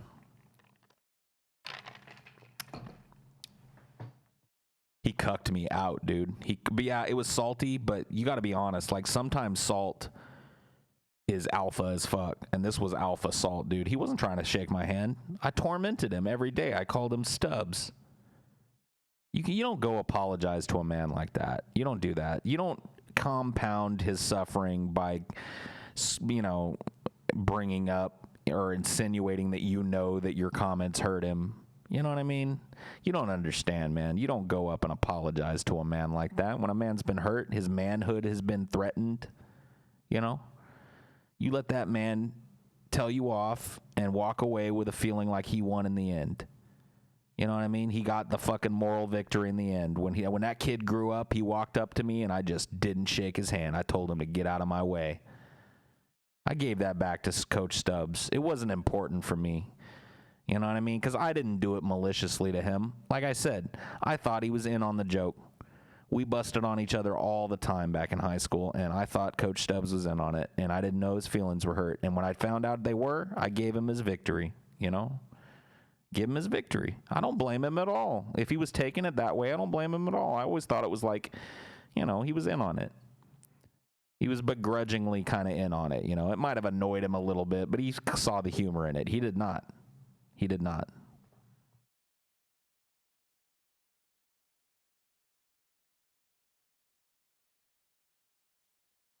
We made him self-conscious about himself. And that's mean to do, If I knew that he was self-conscious about his beard, I probably still would have called him Coach Stubbs, but not to his face,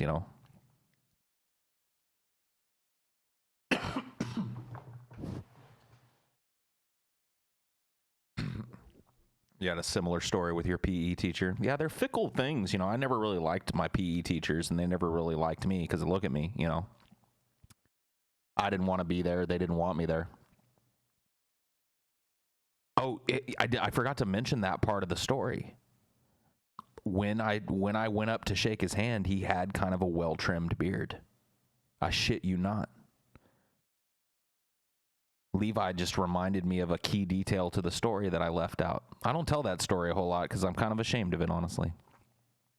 But Coach Stubbs had a beard. It wasn't like, my beard, like a big giant fucking mountain man beard or anything, but he had like a nice, well-trimmed, close-cropped, professional man's beard. I guess I was kind of a bully. I mean, look. Let's examine this, because I really want to examine this. I want you guys to tell me if you think I was a bully, all right? Because obviously Colin Thome thinks I was a bully in high school and school and shit. And so I'm gonna be honest. I'm gonna do something that most people don't do in situations like this. I'm gonna tell you every incident that I had that I feel was bullying, or that I feel that I engaged in something that was like bullying. Okay, I'm gonna be totally fucking honest with you guys. Okay. There's a couple of these that are pretty bad. The first kid that I ever bullied was the kid from the P-Way, let me see your trumpet story.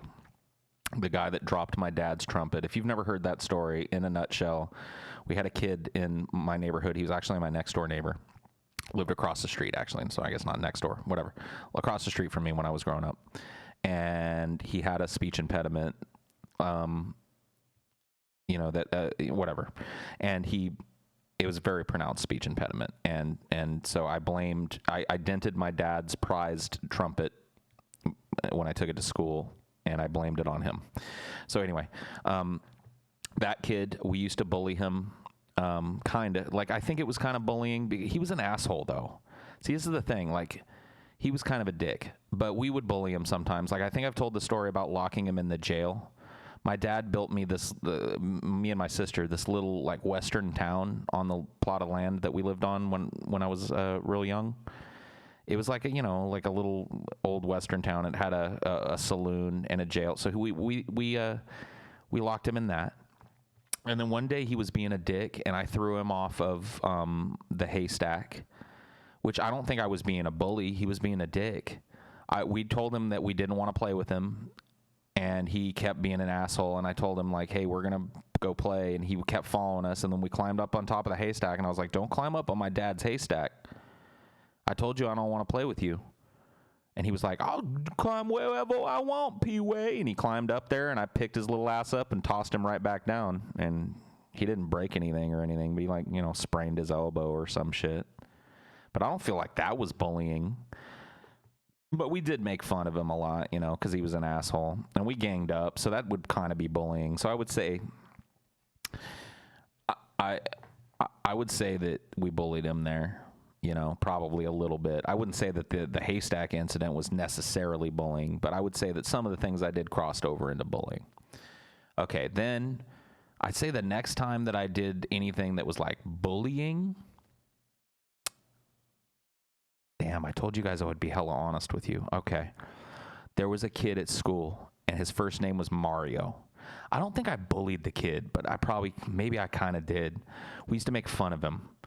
He was a Mexican kid, and he was fat, and we were not fat at this time. You have to imagine, this is not fat Paul's ego. This is pre-fat Paul's ego. This is like 4th grade Paul's ego, where I was all athletic, and I spent most of my time running around and shit. He was a fat Mexican kid, and we used to make fun of him and say that he was like super poor and probably lived in a garbage can. But we didn't say it to his face. We just made fun of him about like that to his back, you know, to his back. Like behind his back, we would say like he probably lives in a garbage can. He probably plays Nintendo with no TV. He just listens to the sound. Like that was our favorite joke about him, was that he was too poor to have a TV. So he hooked his Nintendo up to a radio, and he would play Super Mario Brothers. And the funniest joke about him that we would do, the meme I remember, is we would go, do do do do dun dun dun dun dun, because that's as far as Mario could get. You know, the first Goomba. Dun dun dun dun dun dun dun dun dun dun. That was the meme. We would just sing that. You know, we would go dun dun dun dun dun dun dun dun, and we would all know that meant that Mario.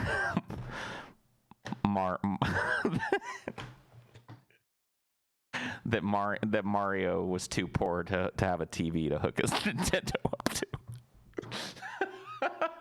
We had a whole storyline about Mario. I mean, it wasn't a fully fleshed out storyline, but we would make fun of Mario for sitting. We would have so Mario comes home to his trash heap, you know, and he crawls into his living room and he sits on his couch made of old tires and turns on his boombox and grabs his taped together Nintendo and turns it on, you know. I know, that's pretty mean. But like I said, we didn't do that to his face. Hold on, I'm not even done yet though. No, you can't label me a bully yet. I haven't confessed all my sins. I haven't confessed all my sins yet. So I probably didn't bully anybody because I started getting bullied. So around the 6th grade or something, I started getting my comeuppance because I got fat. And then so all the other little skinny kids were bullying me. But from my years, I guess, as a bully in grade school, I was able to bully the bullies a little bit. Like, I didn't get bullied a whole ton because when somebody would bully me, like try and punk me on the playground, I was smarter and funnier than they were usually. Like, I could come up with something. Like, I think I've told the story about one of the kids. There was a kid, oh man, and see, I was mean, but see, that's I guess that must have been from my years being a bully. Like, I knew how to cut right to the soul of a person. Well, I'll get to Patrick in a minute. We're not up to Patrick yet. We're in 6th grade. In 6th grade, I would make everybody around them laugh. I wasn't trying to make them laugh. I'll show you, like, I think I've told this story before. In 6th grade, there was a kid that was bullying me, and his name was Ken, and he was probably the most popular kid in school. He was like a skater kid, which was really the cool thing to be when I was in the 6th grade, you know, in 1992. So he was like a skater kid. You know, all the girls were hot to trot for him, and I think he was a year ahead of me or something. So I went to a combo school where it was like K through 8. So 6th, 7th, and 8th graders cohabitated on the same playground. And Kent was 1 year older than me, and he was a California bro kind of skater dude and a popular guy. And he would pick on me for being fat and hanging out with the comic book nerds. I had this little Asian friend I wish I could say people's names because I love their names. Their names are such a part of their character to me. But he was a cool dude. And he got me into comic books, and we would sit and trade. We used to buy those Marvel, like the Topps cards that Marvel would release. Normally you would get like basketball cards or baseball cards or whatever, but we'd buy the Marvel ones and trade them and shit. So anyway, he was making fun of me. I don't even remember what he was saying. But what I came back to him with is like, I could tell that Kent Stanley had soft palate repair at some point in his life. Now that's nothing to be ashamed of. A lot of people have it, but he had a little scar on his upper lip and a slight speech, and you could tell a little bit. His speech was a little thicker than a normal person's. And so I waited till one day when he had a crowd of people around and they were all busting on me for being fat or something. And I said something to him like, you think nobody notices that you have a cleft palate, but everybody notices. Something to that effect. It might not have been that eloquent. It was 6th grade version of that. It's like all of the normal people that don't have a cleft palate know that you're fucking weird and that you were born with some weird shit. The 6th grade equivalent of that. And everybody around him was like, oh, and he was just like, whatever, man, whatever. That was the last time he fucked with me, though. He didn't want to throw a punch or nothing because he knew I was right. He didn't kick my ass, though, because he was surrounded by people that gasped when I said it, dude. He knew I was right. He wasn't there to fight me. Wouldn't have proved nothing for him to beat my ass after that other than the fact that he had a big, fat, cleft palate. And I didn't go to him with that. He came to me calling me fat and this, that, and the other thing and talking about my titties or whatever it was. I don't remember what he was making fun of me for, but I know it was centered around fatness, my gut or my titties or my double chin or something. I just gave him a little bit of the cleft palate. I gave him a little bit of the hair lip. So I don't think that was bullying. But then in the 7th grade, my friend Rodney and I started bullying a kid named Patrick. And this was definitely bullying. There was a kid named Patrick who was weird. He probably was autistic or something. I mean, we didn't even know that existed back then. He was very socially inept. He always carried around like a laptop case, even though laptops weren't even really common. He didn't carry a laptop in it, but it was like one of those types of, like a briefcase basically, but a soft one instead of a backpack like everybody else had. And he dressed very like conservatively, like khaki shorts and collared shirts and stuff. And he was fat. And he was nerdy, and he got picked on by a lot of kids at school outside of us because I never picked on him until we were on the bus. And basically, what Rodney and I would do, Patrick had a big old mole. He had a bunch of moles, but he had a really big mole on the back of his neck that looked like it was like, I don't want to make myself laugh about Patrick because I feel like that defeats the whole purpose of this. I'm stifling. You know what? I can compose myself for this story.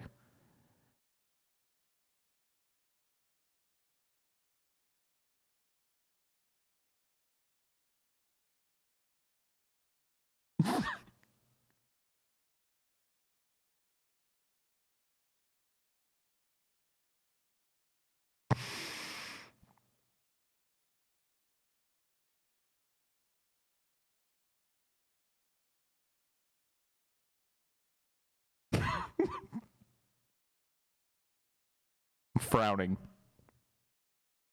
So, Patrick had a really big mole on the back of his neck.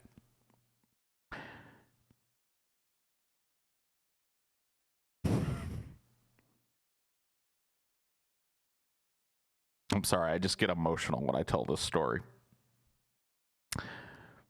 It looked like he might have been growing another head or something back there. Anyway, Rodney would, I wish I had a piece of paper laying here, but I don't. But he would take a piece of paper and he would twist it up. He'd pull a piece of paper out of one of our binders and he would twist it up.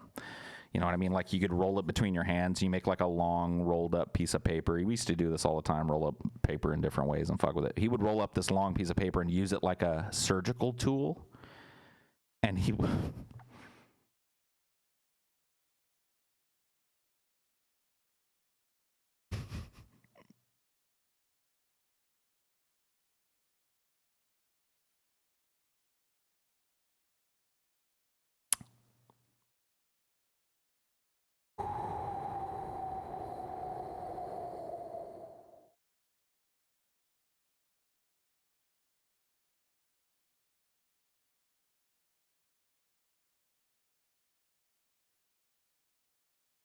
he would use the twisted up piece of paper like a surgical tool.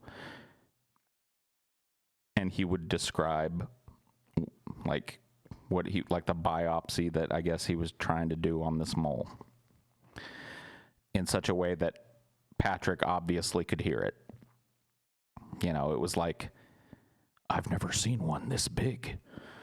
I'm going to have to cut it open and see if there's any teeth growing inside of there or something. It might be a conjoined twin, you know?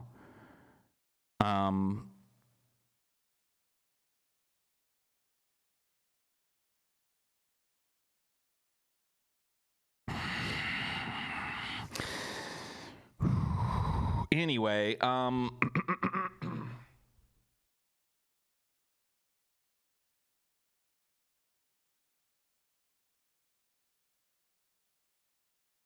anyway, so one day we'd done this, you know, for quite a while now. We're talking like months and stuff. We'd probably been doing this pretty much every day on the way home from school on the bus. And one day Patrick had had enough, and we were following him. We got off at the same bus stop too. It was like the worst luck for him. So we used to be able to tease him all the way to the corner, and then he'd go down one way and we'd go the other way, and it'd be over for him. Well, today he wasn't taking it. Like, we got off the thing, we were talking about his mole, and we were making fun of him and shit, and he whirled around with his book bag, you know, whatever, his laptop case, and almost took my fucking head off with it. Like, it missed me by, like, yay, you know what I mean? It's like, oh, I was like, whoa. And I'll never forget it, dude, and I'll never forget the timbre of his voice. Like, I felt awful. He looked at both of us, and he said, why don't you just fucking shoot me?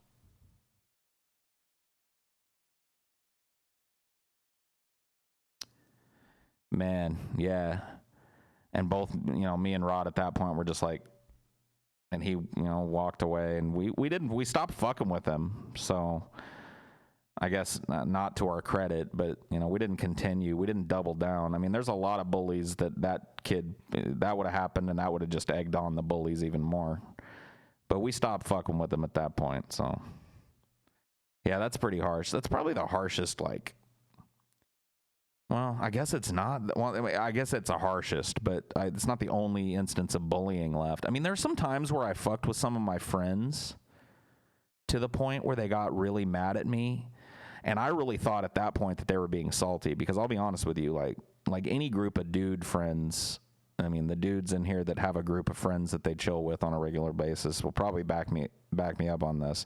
Like, they're usually based on, like, you know, like fucking on each other at least 9/10 of the time. You know, you're always like busting on your friends.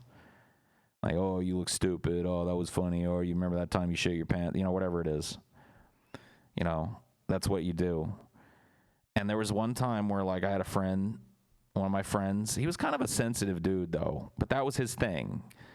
You know, he was pretty sensitive. He got salty, I guess, even quicker than I did at that time.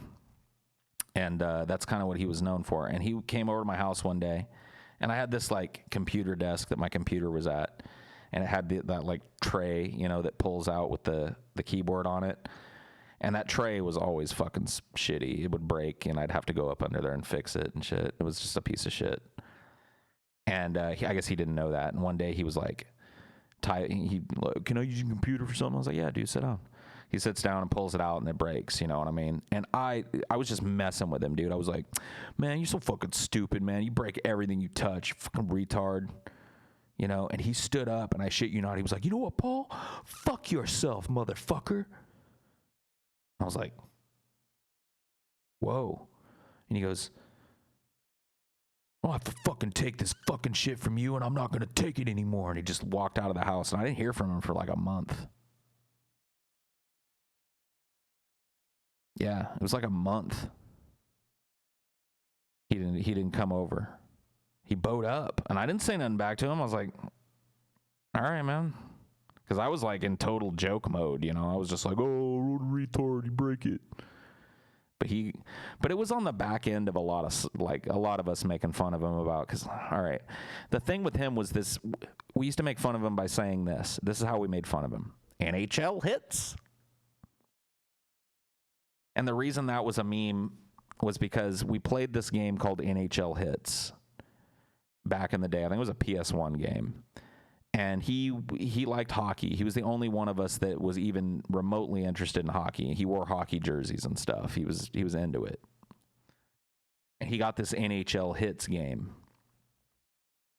And he got good at it, because he owned it. And he was like, man, I'll whoop you guys' ass at NHL Hits. And so we came over, you know what I mean? It wasn't even me that ran train on him. It was eventually Waylon. And Waylon is worse than me to lose to. If you've ever lost to me in a video game, you know what I'm talking about, because I am arrogant, smug. I am a total sore loser.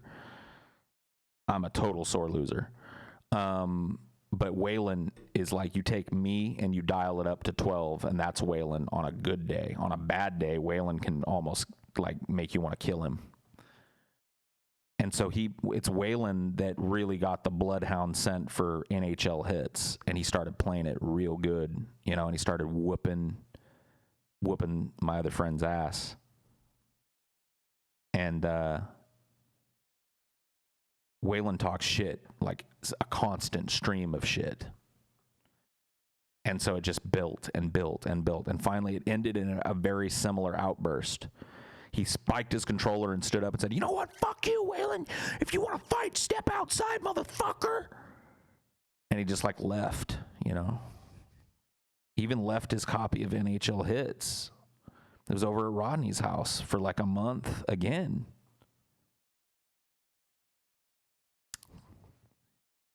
I don't know, though.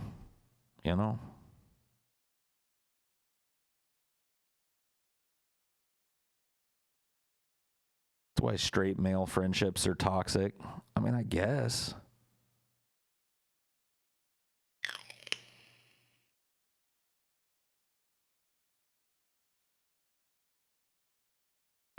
I think that's it, though. Honestly. Would you guys count any of the things that I did on DP as cyberbullying? I guess I got way more to cover then. I bullied people on the CB. Jesus Christ. So during all of this, I bullied people on the CB radio too. I've told you guys about that. I guess that escapes my fucking,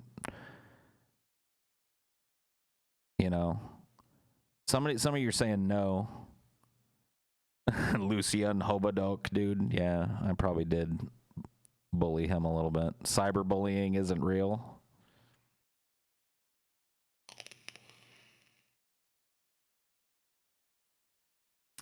You totally bullied that sweet boy, Billy.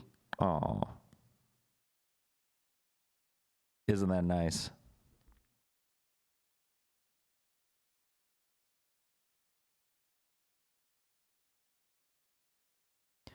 So is that all, though? Have I bullied anyone else? Okay, there was a dude that lived with me and my friend Rodney in Arizona called Madman once. Well, that's not his real name. I don't know if I can say this, but he's kind of a semi-public figure, sort of. Semi? He's not really a public figure, but he's related to one.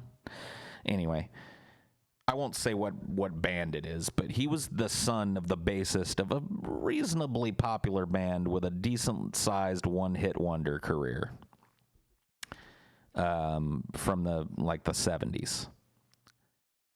And he ended up working with Rodney at a place, and he ended up getting kicked out of his house, losing his job, and he was homeless for a while. He was actually lived in a park in Mesa, Arizona for a while, and he got kicked out of there and charged with vagrancy. And then while he was living with us, we wrote a song about him, actually, that I don't think a recording exists of anymore, which is a shame, called Extradited to Mesa. Well, that was all about Madman. But we called him Madman because he was a metalhead, and he had this really nerdy personality. This is the best impersonation that I can do of Madman. This is the way he talked. He's like, I don't know. well, you know, but he would go on these fucking, like, he would listen to, he had these tapes, like VHS tapes of like metal performances that he really revered. And he would watch them and just like spurg out, dude. He would like headbang and like rah! Scream. And sometimes he would just like melt down and do like metal shit in the middle of, like, there would even need to be music. He would just start being metal, you know. So we started calling him Madman. And we fucked with him a lot, but he was couch surfing. Like, don't you expect a certain amount of getting fucked on if you're couch surfing? You know? Like, we would fart on him sometimes because he wasn't out getting a job. Like, if he was out working and then like sleeping because, you know, like he was tired from work, that'd be one thing. But at this point, he wasn't getting a job and he wasn't trying to get a job. So sometimes we'd like walk in and he'd be asleep. So we'd bust a fart on him or something in his sleep. So he had to sit there and inhale a couple of breaths full of our duty juices. But I think that you got to expect that if you're couch surfing and you're not chipping in, which he wasn't.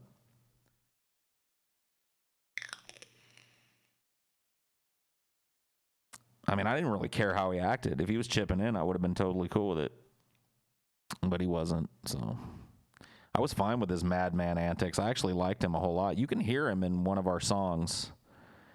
If you look at, in fact, I can do that. What the fuck? Yeah, let me find it real quick. You guys can hear a little lore from Madman. He's in this song here, which is Alone in Your Poon. That's him. So let me turn this up so you guys can hear it. Right here at the beginning of this song, you'll hear me say, well, he giggles. This is his giggle right at the top here. That's Madman's giggle, okay? And then you'll hear me talking about a story about Madman. Okay, so listen to the story I tell about Madman. Here it is.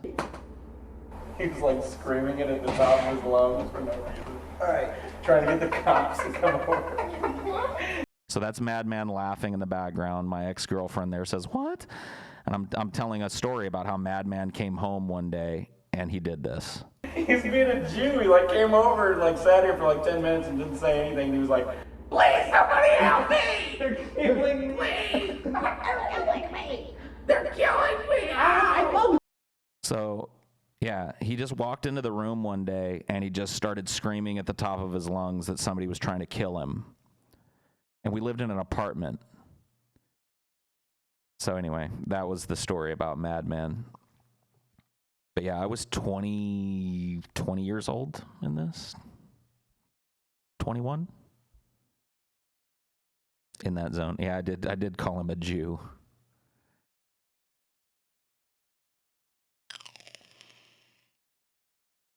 Yeah, this is a cool song. This is probably my favorite song of ours.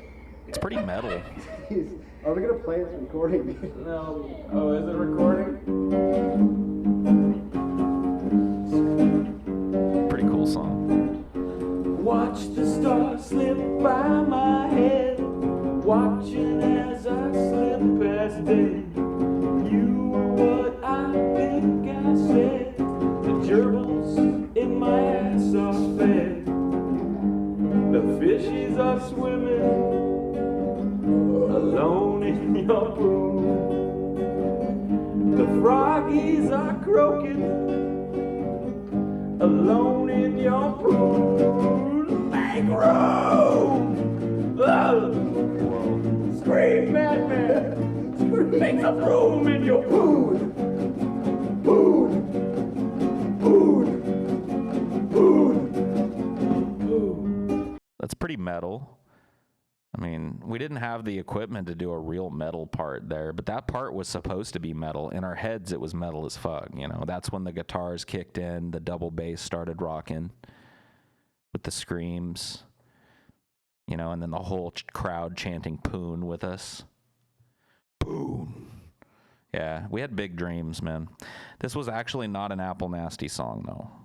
Well, that's not true. This was an Apple Nasty song that was adapted when Rodney and I were calling ourselves Government Fun, so it was later. But this was an old Apple Nasty song that never got recorded, really.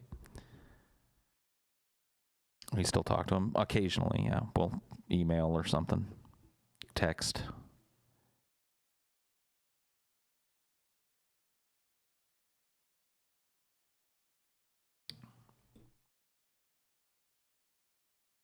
When are you gonna unprivate your old Google Hangout? When I get around to it, man. Quit. The more you hound me about it, the less likely I'm gonna do it, dude. Because I don't give a fuck about those old Hangouts. Like, they're literally hours of me just sitting there listening to other people talk about shit. There's a couple of interesting moments in there, but not a whole lot. So it's not something that I'm all that raring to get on the channel. I know you've got an academic interest in them for some reason, so I'll try and remember to do it, but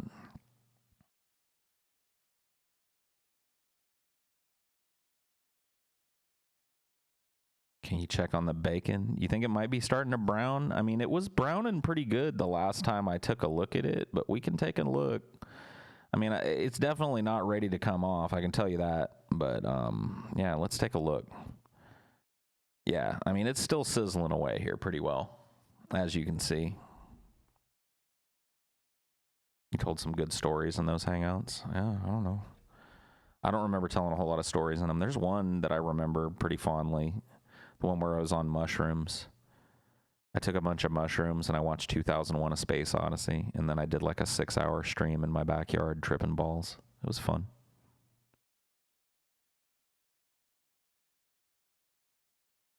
The ape tree.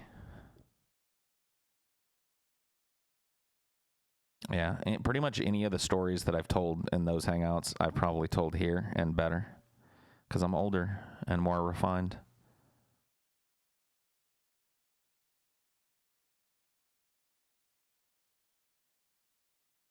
How many did you take? I don't remember. I took a pretty high dose, though. I dosed up pretty good. I ate whatever I was given, so it was maybe an eighth of shrooms or something like that.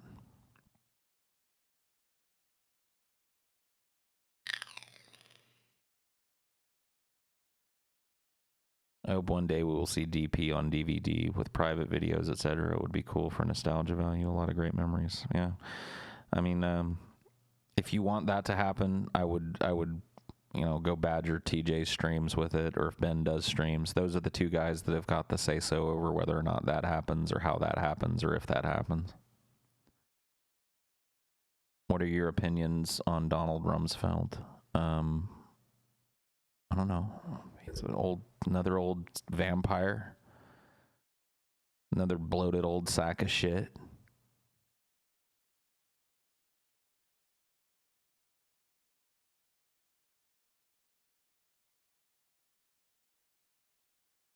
You like my hat? Cool. I like my hat too. I was telling TJ asked me, because he's been following the saga of whether or not I'm going to like this hat or not. And I told him I like the hat, but I don't know that I like it enough for it to be my hat. You know, the one that my go-to. Like this beanie you see on the blobfish up there. I still have that. That was my go-to hat for the longest time. And maybe I just need to go back to it, but I wanted to try and spruce it up. Get something a little different. I like it. I just don't love it. You know what I mean? So I think I might keep it in the repertoire and then try out a different type of hat. I don't know what type of hat yet, though. Doesn't Pimp Monk wear the same hat? Does he have the same exact hat? I don't know if he's got the same hat. I know he's got this type of hat. I don't think Pimp Monk invented this type of hat, though. But yeah, I'm definitely trying to evoke the Pimp Monk vibe with this hat.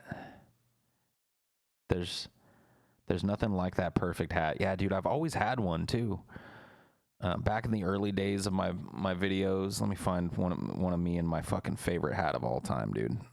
I know I've got one of these. I know I've got a video of me in the fucking... Yep, there it is. How about this one right here? Let's take a look. We'll look at you, boob, here. Yeah. So this is me in my favorite hat of all time, dude. This fucking pig wheels hat right here. I can't tell you how many days I wore this hat, how many fucking years I wore this hat. I had this hat for an absurd length of time, and it was comfortable, broken in. Just a good ass fucking hat. Yeah, I got it at a skate shop in San Luis Obispo, California. That is absolutely right. We got some Highdeology historians up in here. You look like a dad. Yeah, I was trying to be that, I guess, at this point in my life. Maybe not actively trying to be a dad, but trying to project that image of like, I'm mature, I've got a job, I've got my own pad, I've got my own car. Look at me. I've got life figured out. What's this video about, man? I haven't watched this video since probably it came out. You know what? Fuck the intro. Let's just get started, shall we? Hey YouTube, it's Jesus Freak with you once again. There's two types of people in the world. People that are going to heaven and people are going to hell. Yeah. I would actually argue that there are three types of people in the world, and I hope you don't mind me amending your list. I do quite a bit of it in this video, so here's hoping in advance that you don't mind.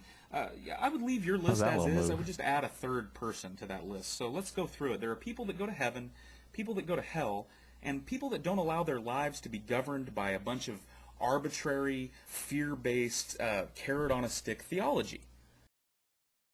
Boom. Excuse me, madam.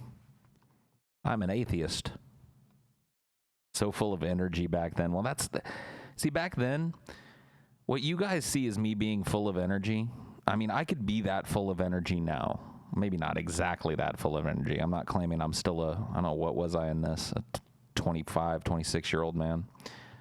But that energy was me channeling a lot of the nervousness that came from me trying to be like, I don't know, like there were a lot of nerves that came with me talking to this camera. And I don't have that anymore. I'm way more comfortable in front of this camera. But back then, it was like an alien. I didn't know how to do it, man. I was trained with this audience feedback mentality. If you're doing well, you can hear the audience chuckling and agreeing with you and clapping and laughing. If they're just silent or booing, but with this pre-recorded YouTube video shit, I still don't like doing it, man. It's still something I struggle with. When did you build your skills in theater, before or after this? Way before this. I started in junior high. And like storytelling, if you consider that a separate skill from theater, which I do, I was doing that since I was like 6. Looked pretty thin back then. This was actually at probably one of my thinnest points. I think I was doing Weight Watchers at this point in time. And yeah, I'd lost quite a bit of weight. But sadly, they never do last, these things. That why you like these live formats on Highdeology? Yeah. Having you guys out there, even if you're just represented as text, and even if you're only about 10% of the people that are actually watching on a given night, it at least allows me to feel like I've got like a group of people out there. You guys react when things are funny. I can look at you guys and see you lamowing or crying, rolling, laughing, smiley guying, or whatever it is you do. You know what I mean? There's some kind of feedback there. So I do like doing that. At least if I'm just going to sit down and converse about something, Just remember, at least 1% of your audience probably wants to kill you. Wait, that's worse, isn't it? Yeah, I don't care. Do me a favor.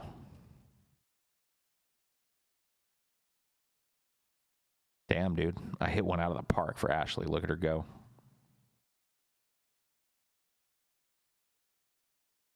What if I'm just awkwardly staring at you? I don't know, bro. I don't know what to tell you about that. Just want one hug from Paul. Come to a meetup, dude. I give hugs out the whole time I'm there. It's one of my big jobs at a meetup.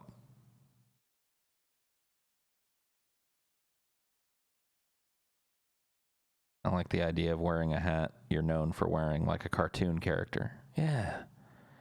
Well, I wore a lot of this hat, man, back in the day. Back in the old salty early days of YouTube. Yeah. I wore a lot of that hat. Vancouver meetup. Don't hold your breath. I would not hold your breath for that one, sir. I mean, it might happen, but not in the time that you could hold your breath in. Still be alive to enjoy. The Tehran meetup? I don't know, man. I don't think that's ever going to happen, bro. Atlanta, maybe. I mean, I guess the next meetup that I would say is probable is going to be in Gadsden, Missouri. We're going to drive up there for the fucking Big Chief after we break 4,000 patrons, which may or may not happen. I mean, this time we got within like 25 patrons before the inevitable towards the end of the month rollback started happening, and it's like, God damn it.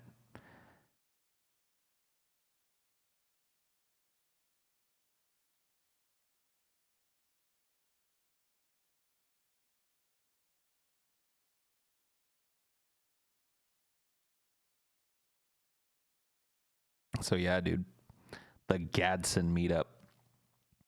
Go closer to the East Coast. Eat a dick. No. A North Korea meetup. Yeah, that would go over well. I'm sure it would be well attended. I'm sure it would be awesomely attended. Everybody loves North Korea. What city would you want to do a meetup in if you had the means time? There's a bunch, man. I would love to do more California meetups. San Francisco, I think, would be awesome. I'd love to do another Seattle meetup. Any excuse to go up that way. I'd love to do a Portland meetup. I'd love to do an Austin, Texas meetup. I'd love to do a New York City meetup. I'd love to do a London meetup. I'd love to do an Amsterdam meetup. There are quite a few cities that are on the top of my list for cities that I'd like to do a meetup in or near. What city would you spend 10 years in if you had to choose one? New York City.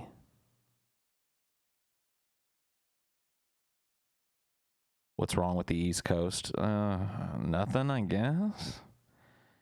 I mean, you do know West Coast, best coast, right? You do know that that's true.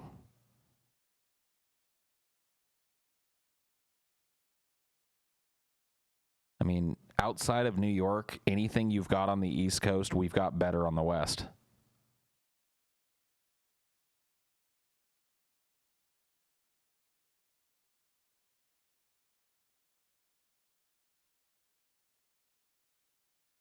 I mean, sorry. Sorry to be so blunt about it, but I'm just trying to be honest, you know? I'm trying to be honest with you. West Coast is an SJW hive. It's not, dude, it's nowhere near as bad as you think it is. I mean, yeah, there's some SJWs roaming around. You know how many you're going to bump into if you visit the West Coast, though? Probably zero. Yeah, there's this idea that there's just a bunch of blue hairs running around and a bunch of, like, subservient men following them around waiting for you to show some sign of patriarchal oppression, you know what I mean, so that they can white knight for it. It's just not the case.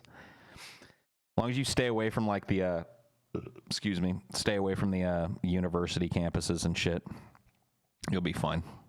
You're not going to run into any stjidbadids. How would you say that? Sejuwas.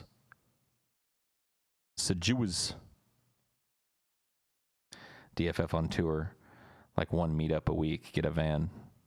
I'd love to, my friend. The problem is that that would cost money that we could. Oh, dude, let me tell you guys something though. The sound of the show, starting with Friday's show, should be markedly better for folks, and we are working on making a huge purchase for the show that is going to free us up to do some crazy shit. We're going to be getting some actual, like, professional rack-mounted audio equipment, some preamps, just a bunch of stuff that, you know, we're going to mount in a rack that's portable that we can ship and shit and take with us. But it's going to unshackle the show from where it's just in one place all the time. It's going to open us up to have not only a better sounding show, with all of the proper compression and equipment that we need to do hardware compression and make it sound the best that we can, seeing as we all have these really nice mics. But it's also going to allow us to not have to be dependent on TJ's computer for said mics. So we'll be able to use the same recording equipment that we use for the show for Dank D&D, for example. Now, I don't think we're going to do a solo mic Dank D&D, but we're also looking into buying a much better boom mic than the one that we're using for Dank D&D. And, well, I don't know if I want to reveal too much. I think we'll just let that happen. But we had a long and fruitful meeting with our audio guy today. So, yeah.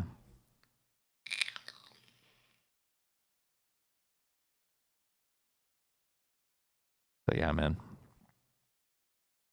TJ will still find a way to screw it up. That's a true TJ fan right there.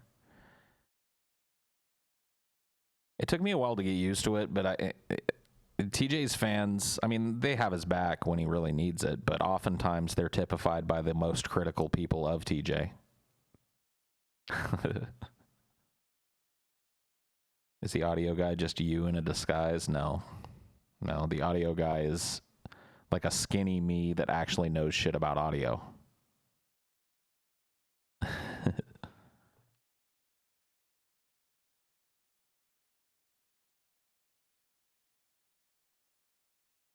Not all TJ fans. Well, that's true. J Darky is the other end of that spectrum.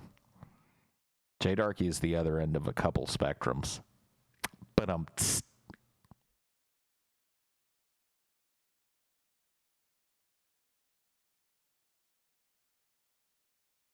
is his name actually Audio Guy? Yeah, crazy as it may sound, that his first name is Audio and his last name is Guy. I know it sounds crazy.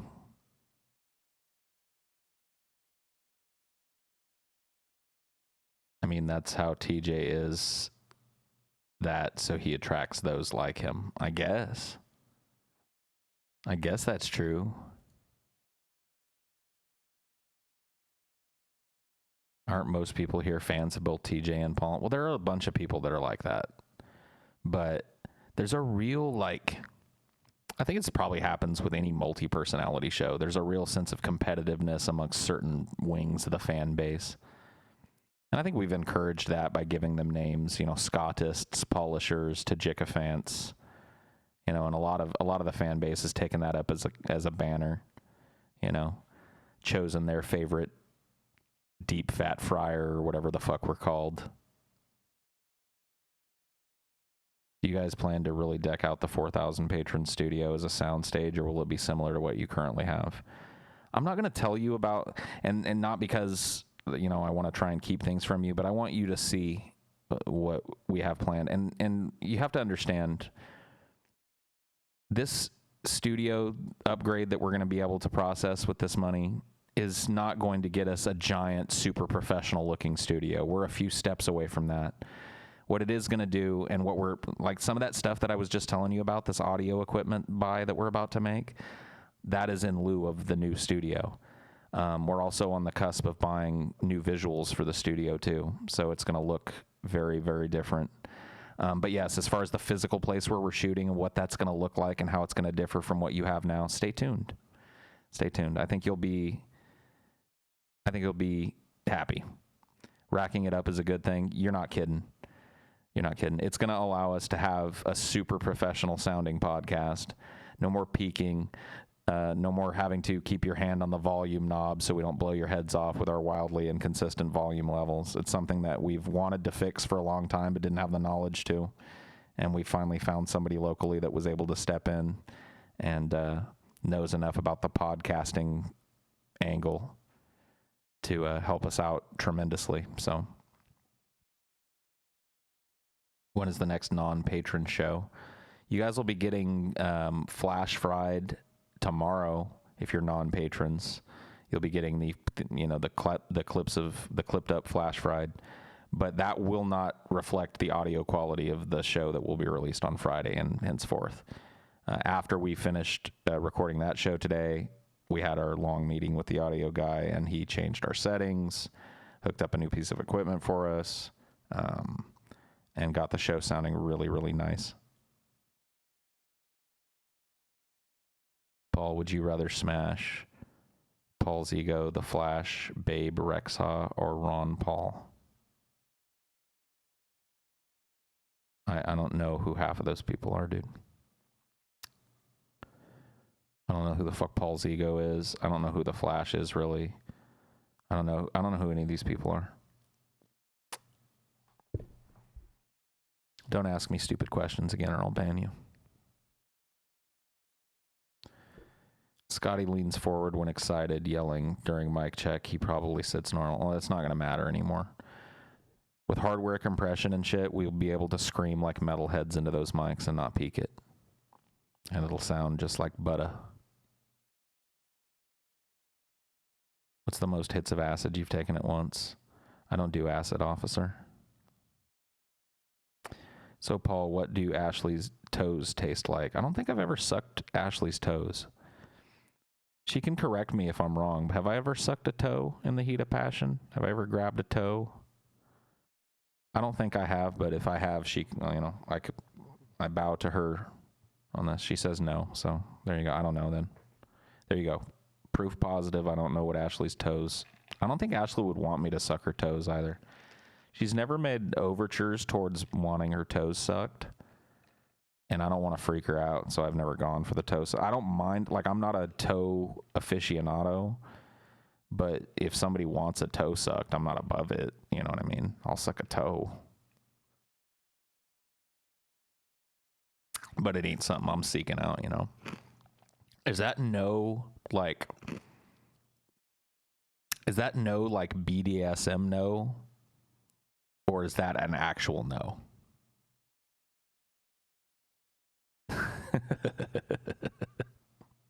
I just need to know the difference.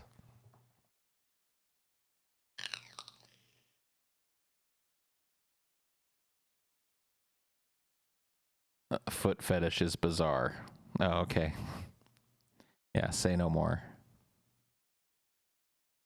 No toe jam for Paul. I'm glad I never, like, tried to catch vibes and suck on Ashley's toe.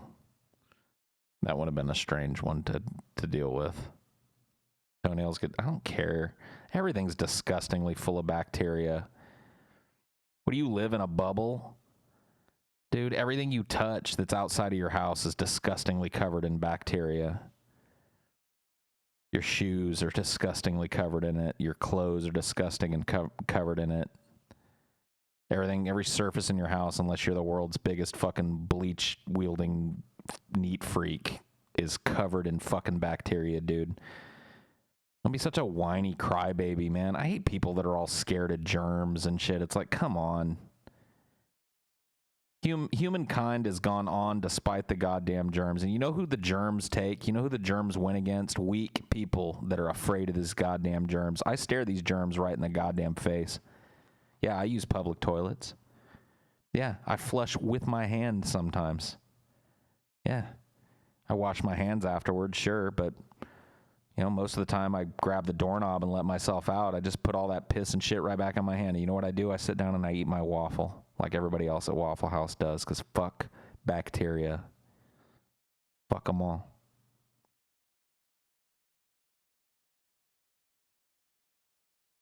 How'd you react if Paul got on one knee and said, "If you'd be so kind, may I please partake in your coochie?" She'd probably be okay with it. If I was wearing a fedora or something, she might laugh.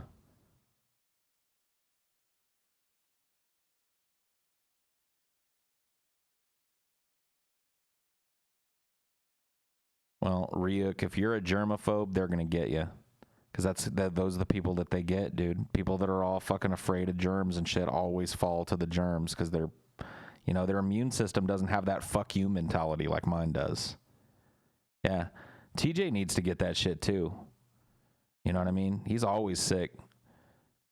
I mean, quitting cigarettes would probably help him more than anything, but beyond that, you know what I mean? He needs to get that fuck you, I ain't getting sick mentality. I had to develop that shit. You got to develop that shit over years of shift work, you know. 40-hour work weeks will do that to you. You come up with this, like, you start to feel that tickle in the back of your throat, and you're like, dude, I am not getting sick. Fuck you, bacteria. Fuck you, virus. Fuck you, whatever's in there. I'm not getting sick. And you just don't, you know, you just like, you clear it out.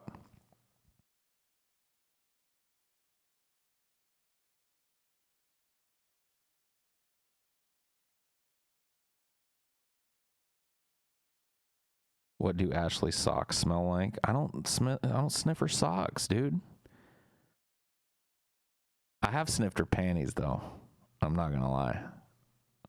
I'm not gonna be a total bald-faced liar. I've taken a whiff of them panties before. I've taken a little sniffy sniff. It's not something I do all the time, but, you know, once in a blue moon.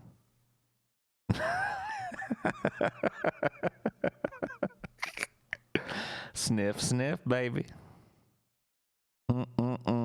Normal. I know it's normal. Dudes love that smell, man.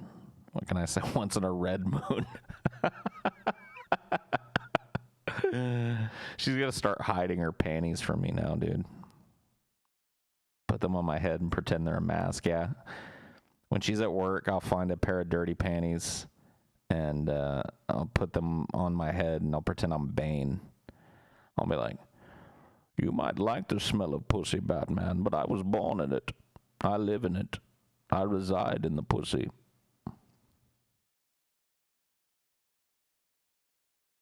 You have my permission to sniff the pussy panties.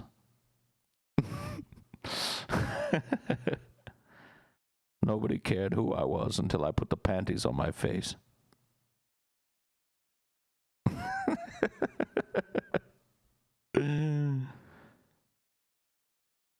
Paul, do you ever think about that and then when you're thinking you realize that it's bullshit and then you come to a realization? What? Who are you, dude? Who are you, buddy? Yeah, I don't want to have to touch him, though. Can one of my mods ban the big buzz, please? I don't care which one of you does it. Just ban him forever. Not a timeout. I want a full-blown bannerino. He needs to get banned. Because he sucks, dude. I'm sad that I read his fucking comment. Oh, yeah, he's gone. Thank you, whoever that was. Whichever Spectre it was, thank you. Full-blown bannerino. Couple of low-effort trolls lurking, I know. And they're starting to not piss me off, but just, you know, irritate me. Like when you don't wipe good enough and your butthole's still kind of itchy. You know what I mean? I'm just going to wipe. Shot collar, yeah. Digital shot collar, dude.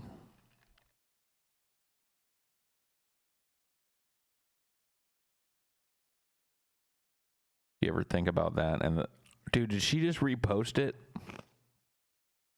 Damn. I'm in trouble. Dude. I'm gonna be on the couch tonight. I'm in full-blown fucking trouble, dude. It's over for you, Paul's ego. It's over for you. Snake, answer me! Snake! Snake!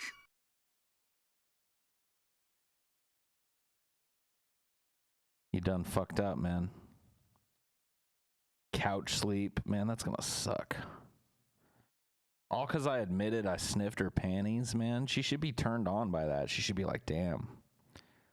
My man liked the smell of my Virginia so much that he goes sniffing after it when I'm not around, you know, every once in a while because he wants to smell it. But nah, I gotta sleep on the couch.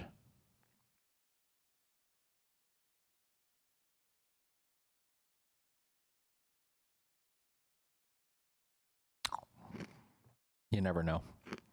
It just goes to show you, man, you never know. It's true love. That's how I feel about it, you know? I would never sniff anybody else's panties. The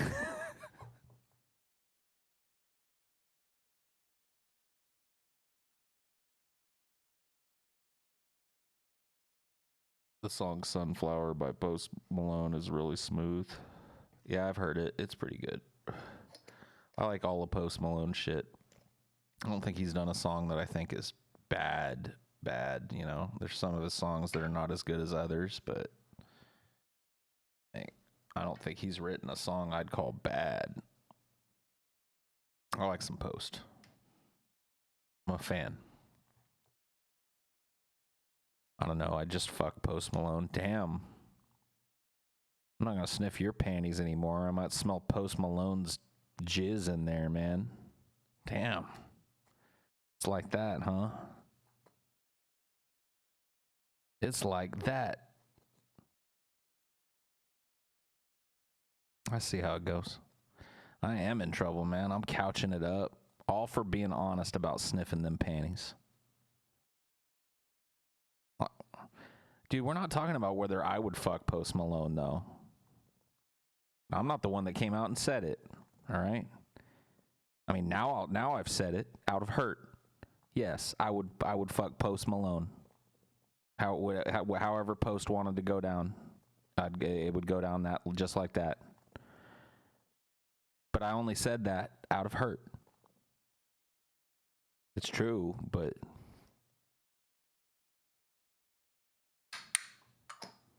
how hung is? I don't know how hung he is. I've never seen his dick. A three-way with Post Malone would probably resolve this for both of you. I mean, I think you're probably right about that. Post from Texas, he hung.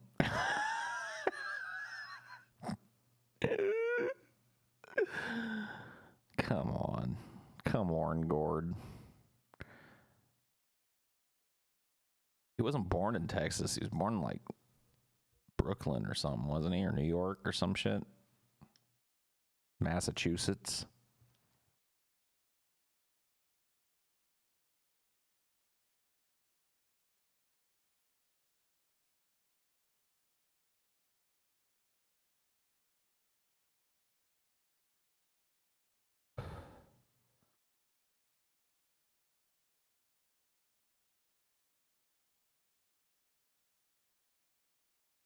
Brianna's panties win right now. All right. Mail some panties to everybody. You heard the chat. You can't say no.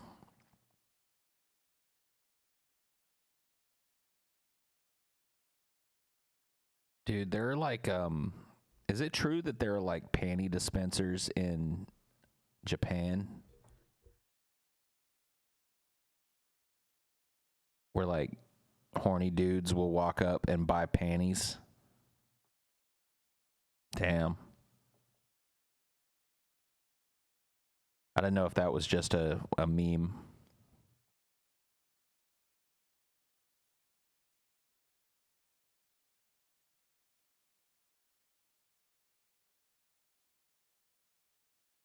They're faked so as to seem used. Damn. That's harsh. I thought there was like an army of chicks out there that were just like,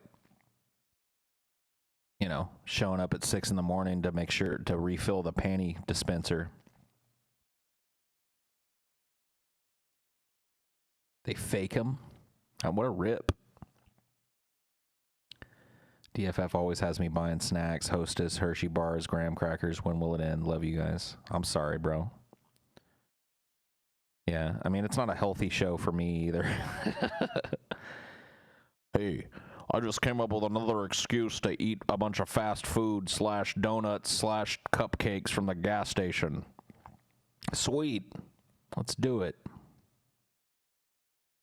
There's a subreddit to buy used panties. Really? Damn. That's crazy. Is Andy Kaufman still alive? I don't know, man. Maybe so. Maybe he trolled us all.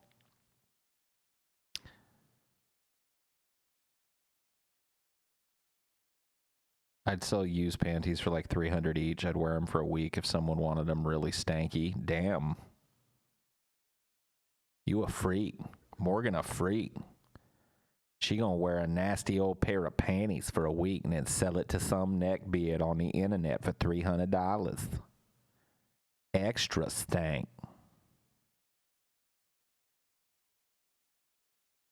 No, I'm not going to sell my panties, man. I'm not interested. Still talking about panties? Yeah, I mean, dude, panties are honestly one of my favorite things about chicks, though. I love the little panty things that they wear. All different shapes and sizes, too. There's like the classic normal panties, and then there's like the G-string panties. And then there's like, I think they're called like the boy cut panties that are kind of like little shorts, but like booty shorts. Man, I like all them panties, dude. I like chicks wearing all kinds of panties. I like the fact that every time a chick takes her drawers down, you know, it's like a different panty that I'm going to see. And I never quite know what kind of panty I'm going to get. And immediately when I see the panties, I just want to pull them off and get what's at underneath the panties. So it's not like I like looking at the panties for too long. But I'm a fan of the panties. It's another thing about the chicks that they do that I really appreciate. You know what I mean?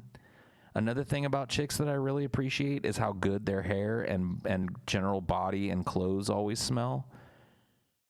Dude, chicks just smell like roses. They just smell like flowers in the spring, you know what I mean? Like, I don't care what chick it is, they always smell good. That's another thing about chicks I like. How did you get here? I don't know, dude. You wandered in on the tides of the internet, and it washed you up here on these dark shores.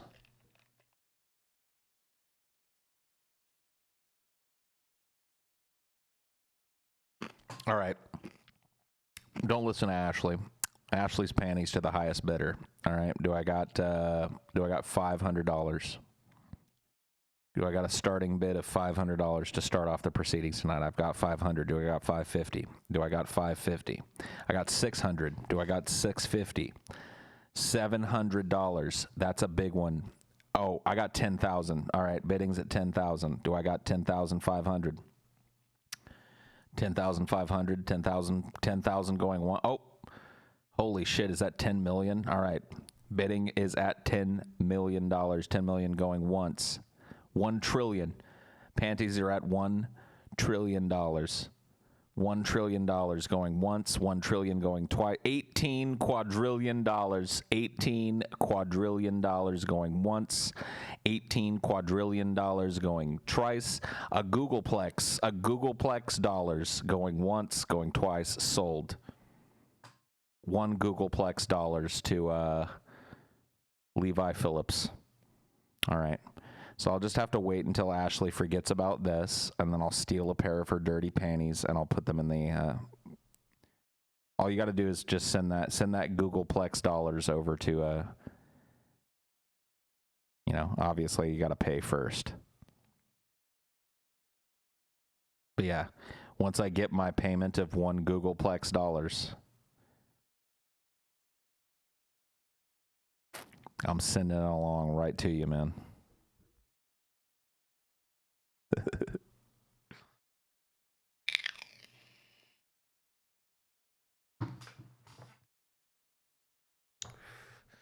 Ashley just called you guys y'all, so she knows, you know, she loved that. She's loving you guys right now. She's feeling it. She's one of us, dude. That's what I call selling Ashley's panties short. Wow. Watch the panties be all stretched out and stale from Paul's fat ass wearing them. Yeah, I put them on my head first. I didn't say they wouldn't be stretched out from my giant melon head first. I just told you what I do with the panties, so I'm definitely going to do my Bane reenactment before I mail them along. By the way, that Googleplex dollars hasn't come through yet on the PayPal. Can you get to that? $1 Googleplex, please. Auction off your panties, starting bidding 60 quadrillion. Is there even that many dollars on the whole planet? I don't even think there's 60 quadrillion dollars. If you took every dollar that's ever been spent and piled it all in one big pile, I don't think that there would be 60 quadrillion dollars in there. And I'm talking about like Roman dollars too. Like, you know, if you got all the fucking shillings and all the shekels and all the plufarbs and all the dude dongs and yen and all that shit, that's ever been spent and put it in a big pile, I don't think there'd be 60 quadrillion sitting there.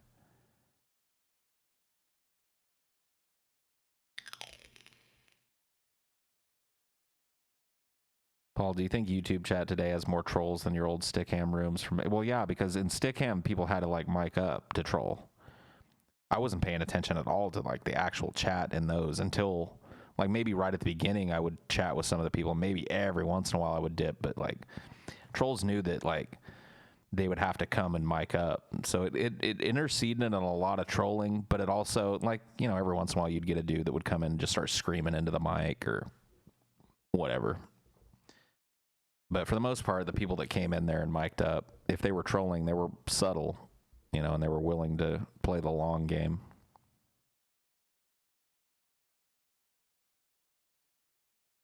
I already have TJ's underwear. It cost me $9 million and half my soul, but it was worth it. That's disgusting, man. That is just... I mean, you do you, J Dark, but holy fuck, man.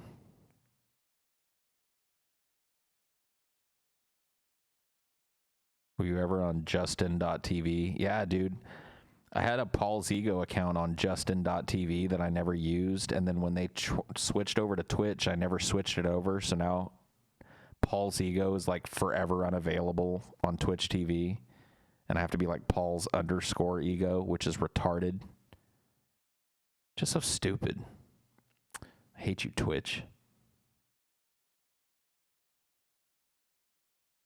One whiff of TJ's underwear would wipe out a small town. I know, dude. I wonder if Jay Darky's neighbors know that he's got a biohazardous weapon in his fucking living room. You know that shit's in his living room, too. Hung up on the wall, stained side forward. Well, actually, there is no side that doesn't have a stain. It's TJ's underwear we're talking about.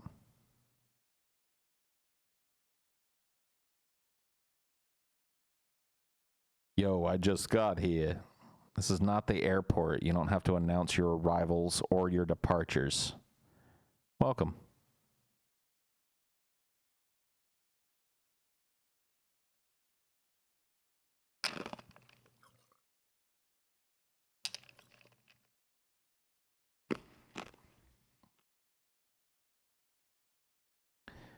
Geneva Convention article, whatever that is, section 3, concerning the distribution of TJ's underwear. Well,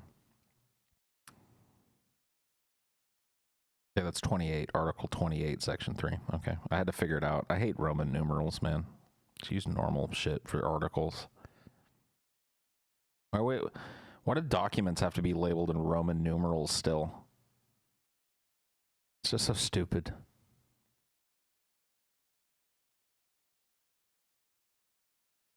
TJ's underwear could patch the ozone. I think TJ's underwear is responsible for the hole in the ozone. I think you've got it wrong. I think you've got it completely wrong, mister. I think you've got it exactly backwards, mister. 100% backwards there, mister.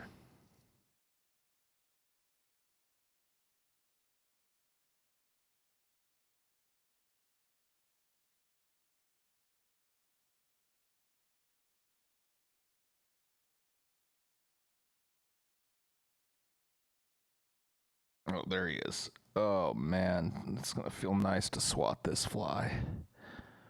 Boom. One more low-effort troll. Shit-canned. There's not very many in the chat tonight, but just I've had to prune a couple. Just a couple. Just a couple of stooges, yeah. A couple of dupes. Couple of real scallywags, you know what I mean? Couple of real fucking scallywags. Green Day Blink fan 182. Not you. I'm not banning you because you might be Waylon. That sounds like a username Waylon would pick.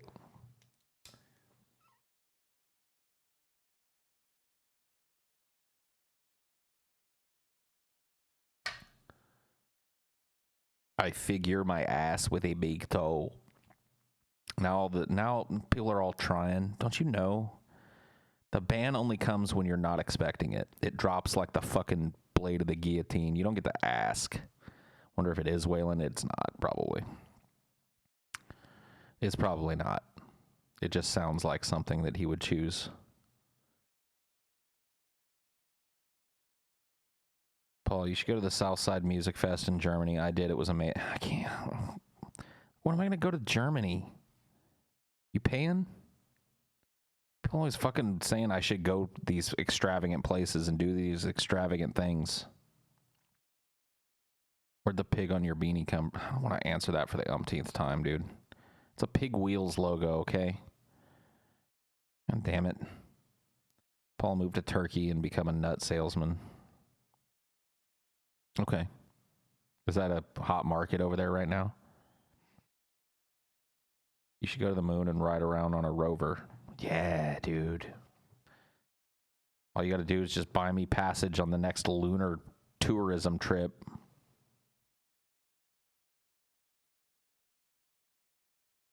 Nutseller.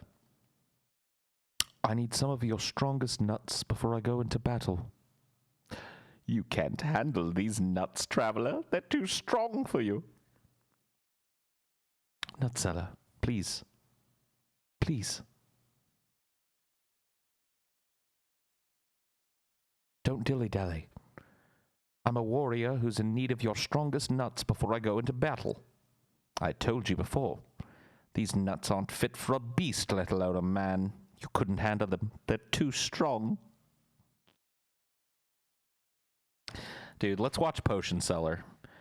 I'm actually stealing this bit, but it is from a very, very criminally underviewed YouTube video that we're about to watch right now together.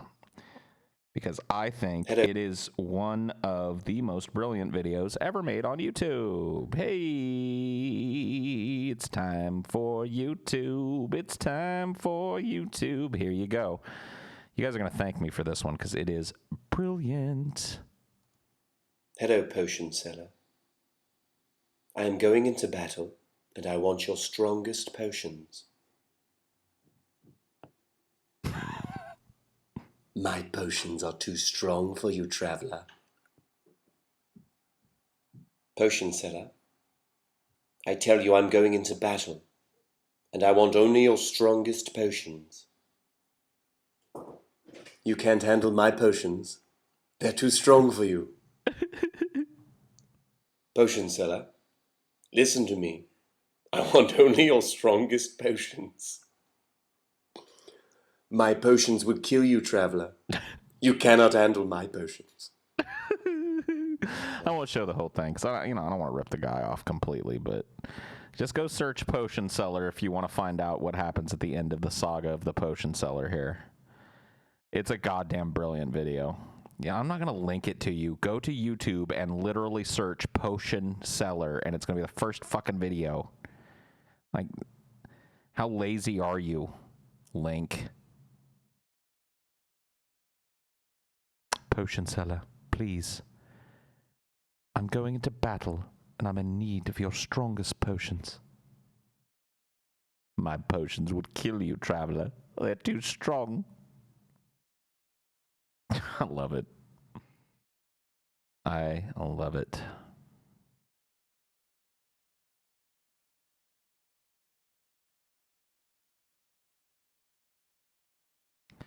I absolutely love it.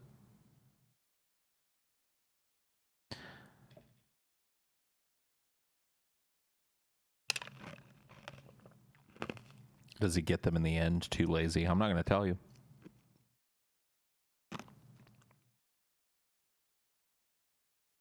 $4.6 million views is criminally underrated for Potion Seller.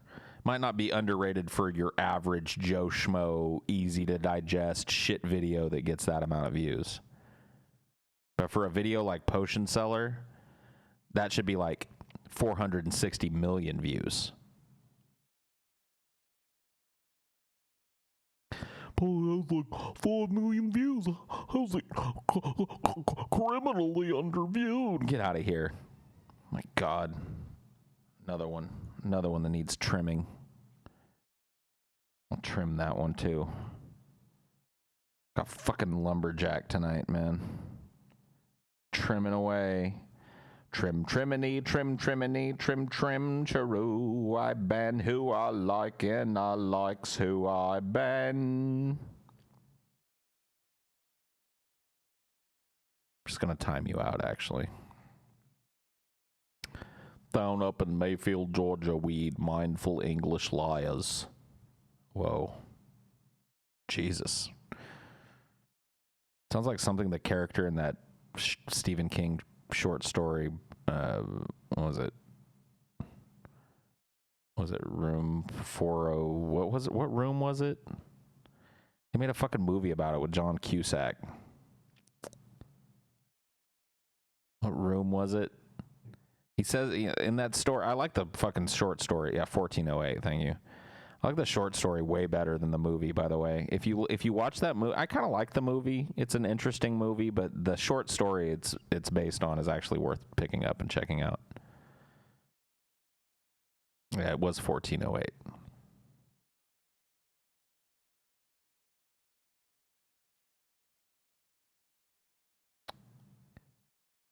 Adds up to 13, yeah. It's the meme in the short story in the movie is that it's 1408 adds up to 13. It's on the technical 13th floor of the hotel because some hotels traditionally skip the 13th floor due to people's superstition about the number. So it's on the 13th floor, and its numbers add up to 13. It's the most unlucky room. But actually, it's a really scary story. Would you ever want to stay in a haunted hotel room? I'd do it for sure. Yeah, I've always been interested in ghosts and goblins, ghosties and long-leggedy beasties. Yeah, I like the movie. I just like the story better, you know?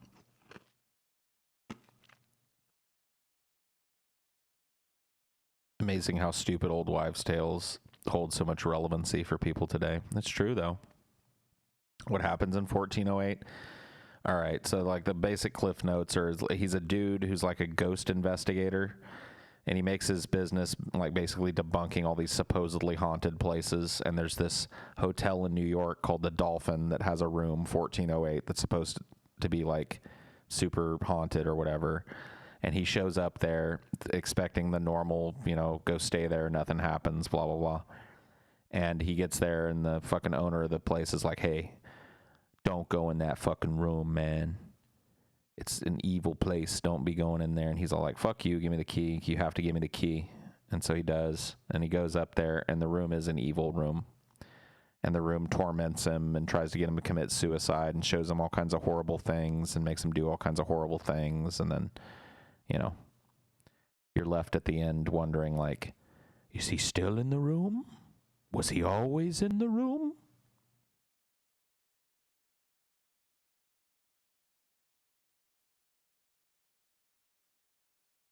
It's Red Room, but scarier. Yeah. I could see that.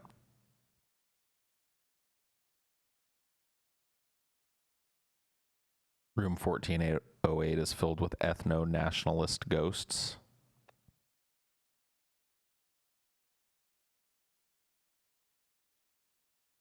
Thanks. Now I don't gotta watch it.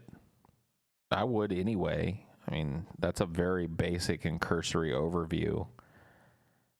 I mean, I feel bad for you if that's all you take away from watching a movie, is that shitty little Cliff's Notes version of the plot that I gave you. If that's all you're fucking bleeding out of a movie, then why do you even bother watching them, dude?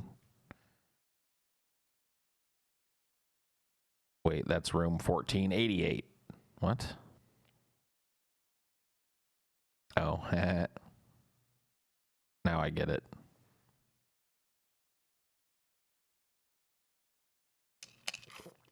It was a joke. It was a shitty joke, Lord J. Darky. It was a poopy joke.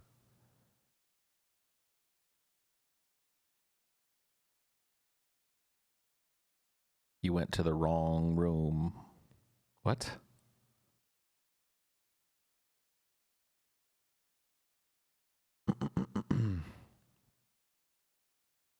You think there's a connection between how the Overlook was haunted and how 1408 was haunted? Well, maybe. I mean, you'd have to ask. Stephen King. I will tell you this: he does have a super complex, interwoven narrative for all his books. Maybe not all of them, but a lot of his books take place in the same continuum, in the same universe in his head. They all are kind of referential to one another on some level.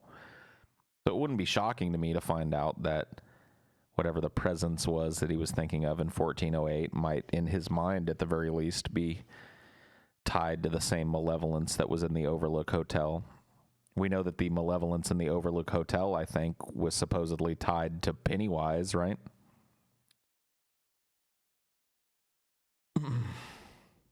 According to his own mythology, if I'm not mistaken.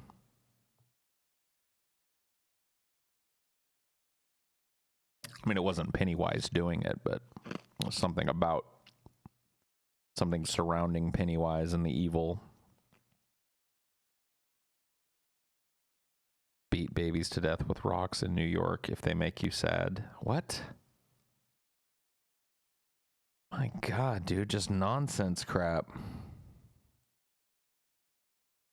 Just bullshit. Get it out of here. Boo. Vamonos. All right, well, this has gone on far long enough. Jesus Christ, almost 3 hours. What have I done with my life? Yeah, good night. See you next time, I guess. Peace.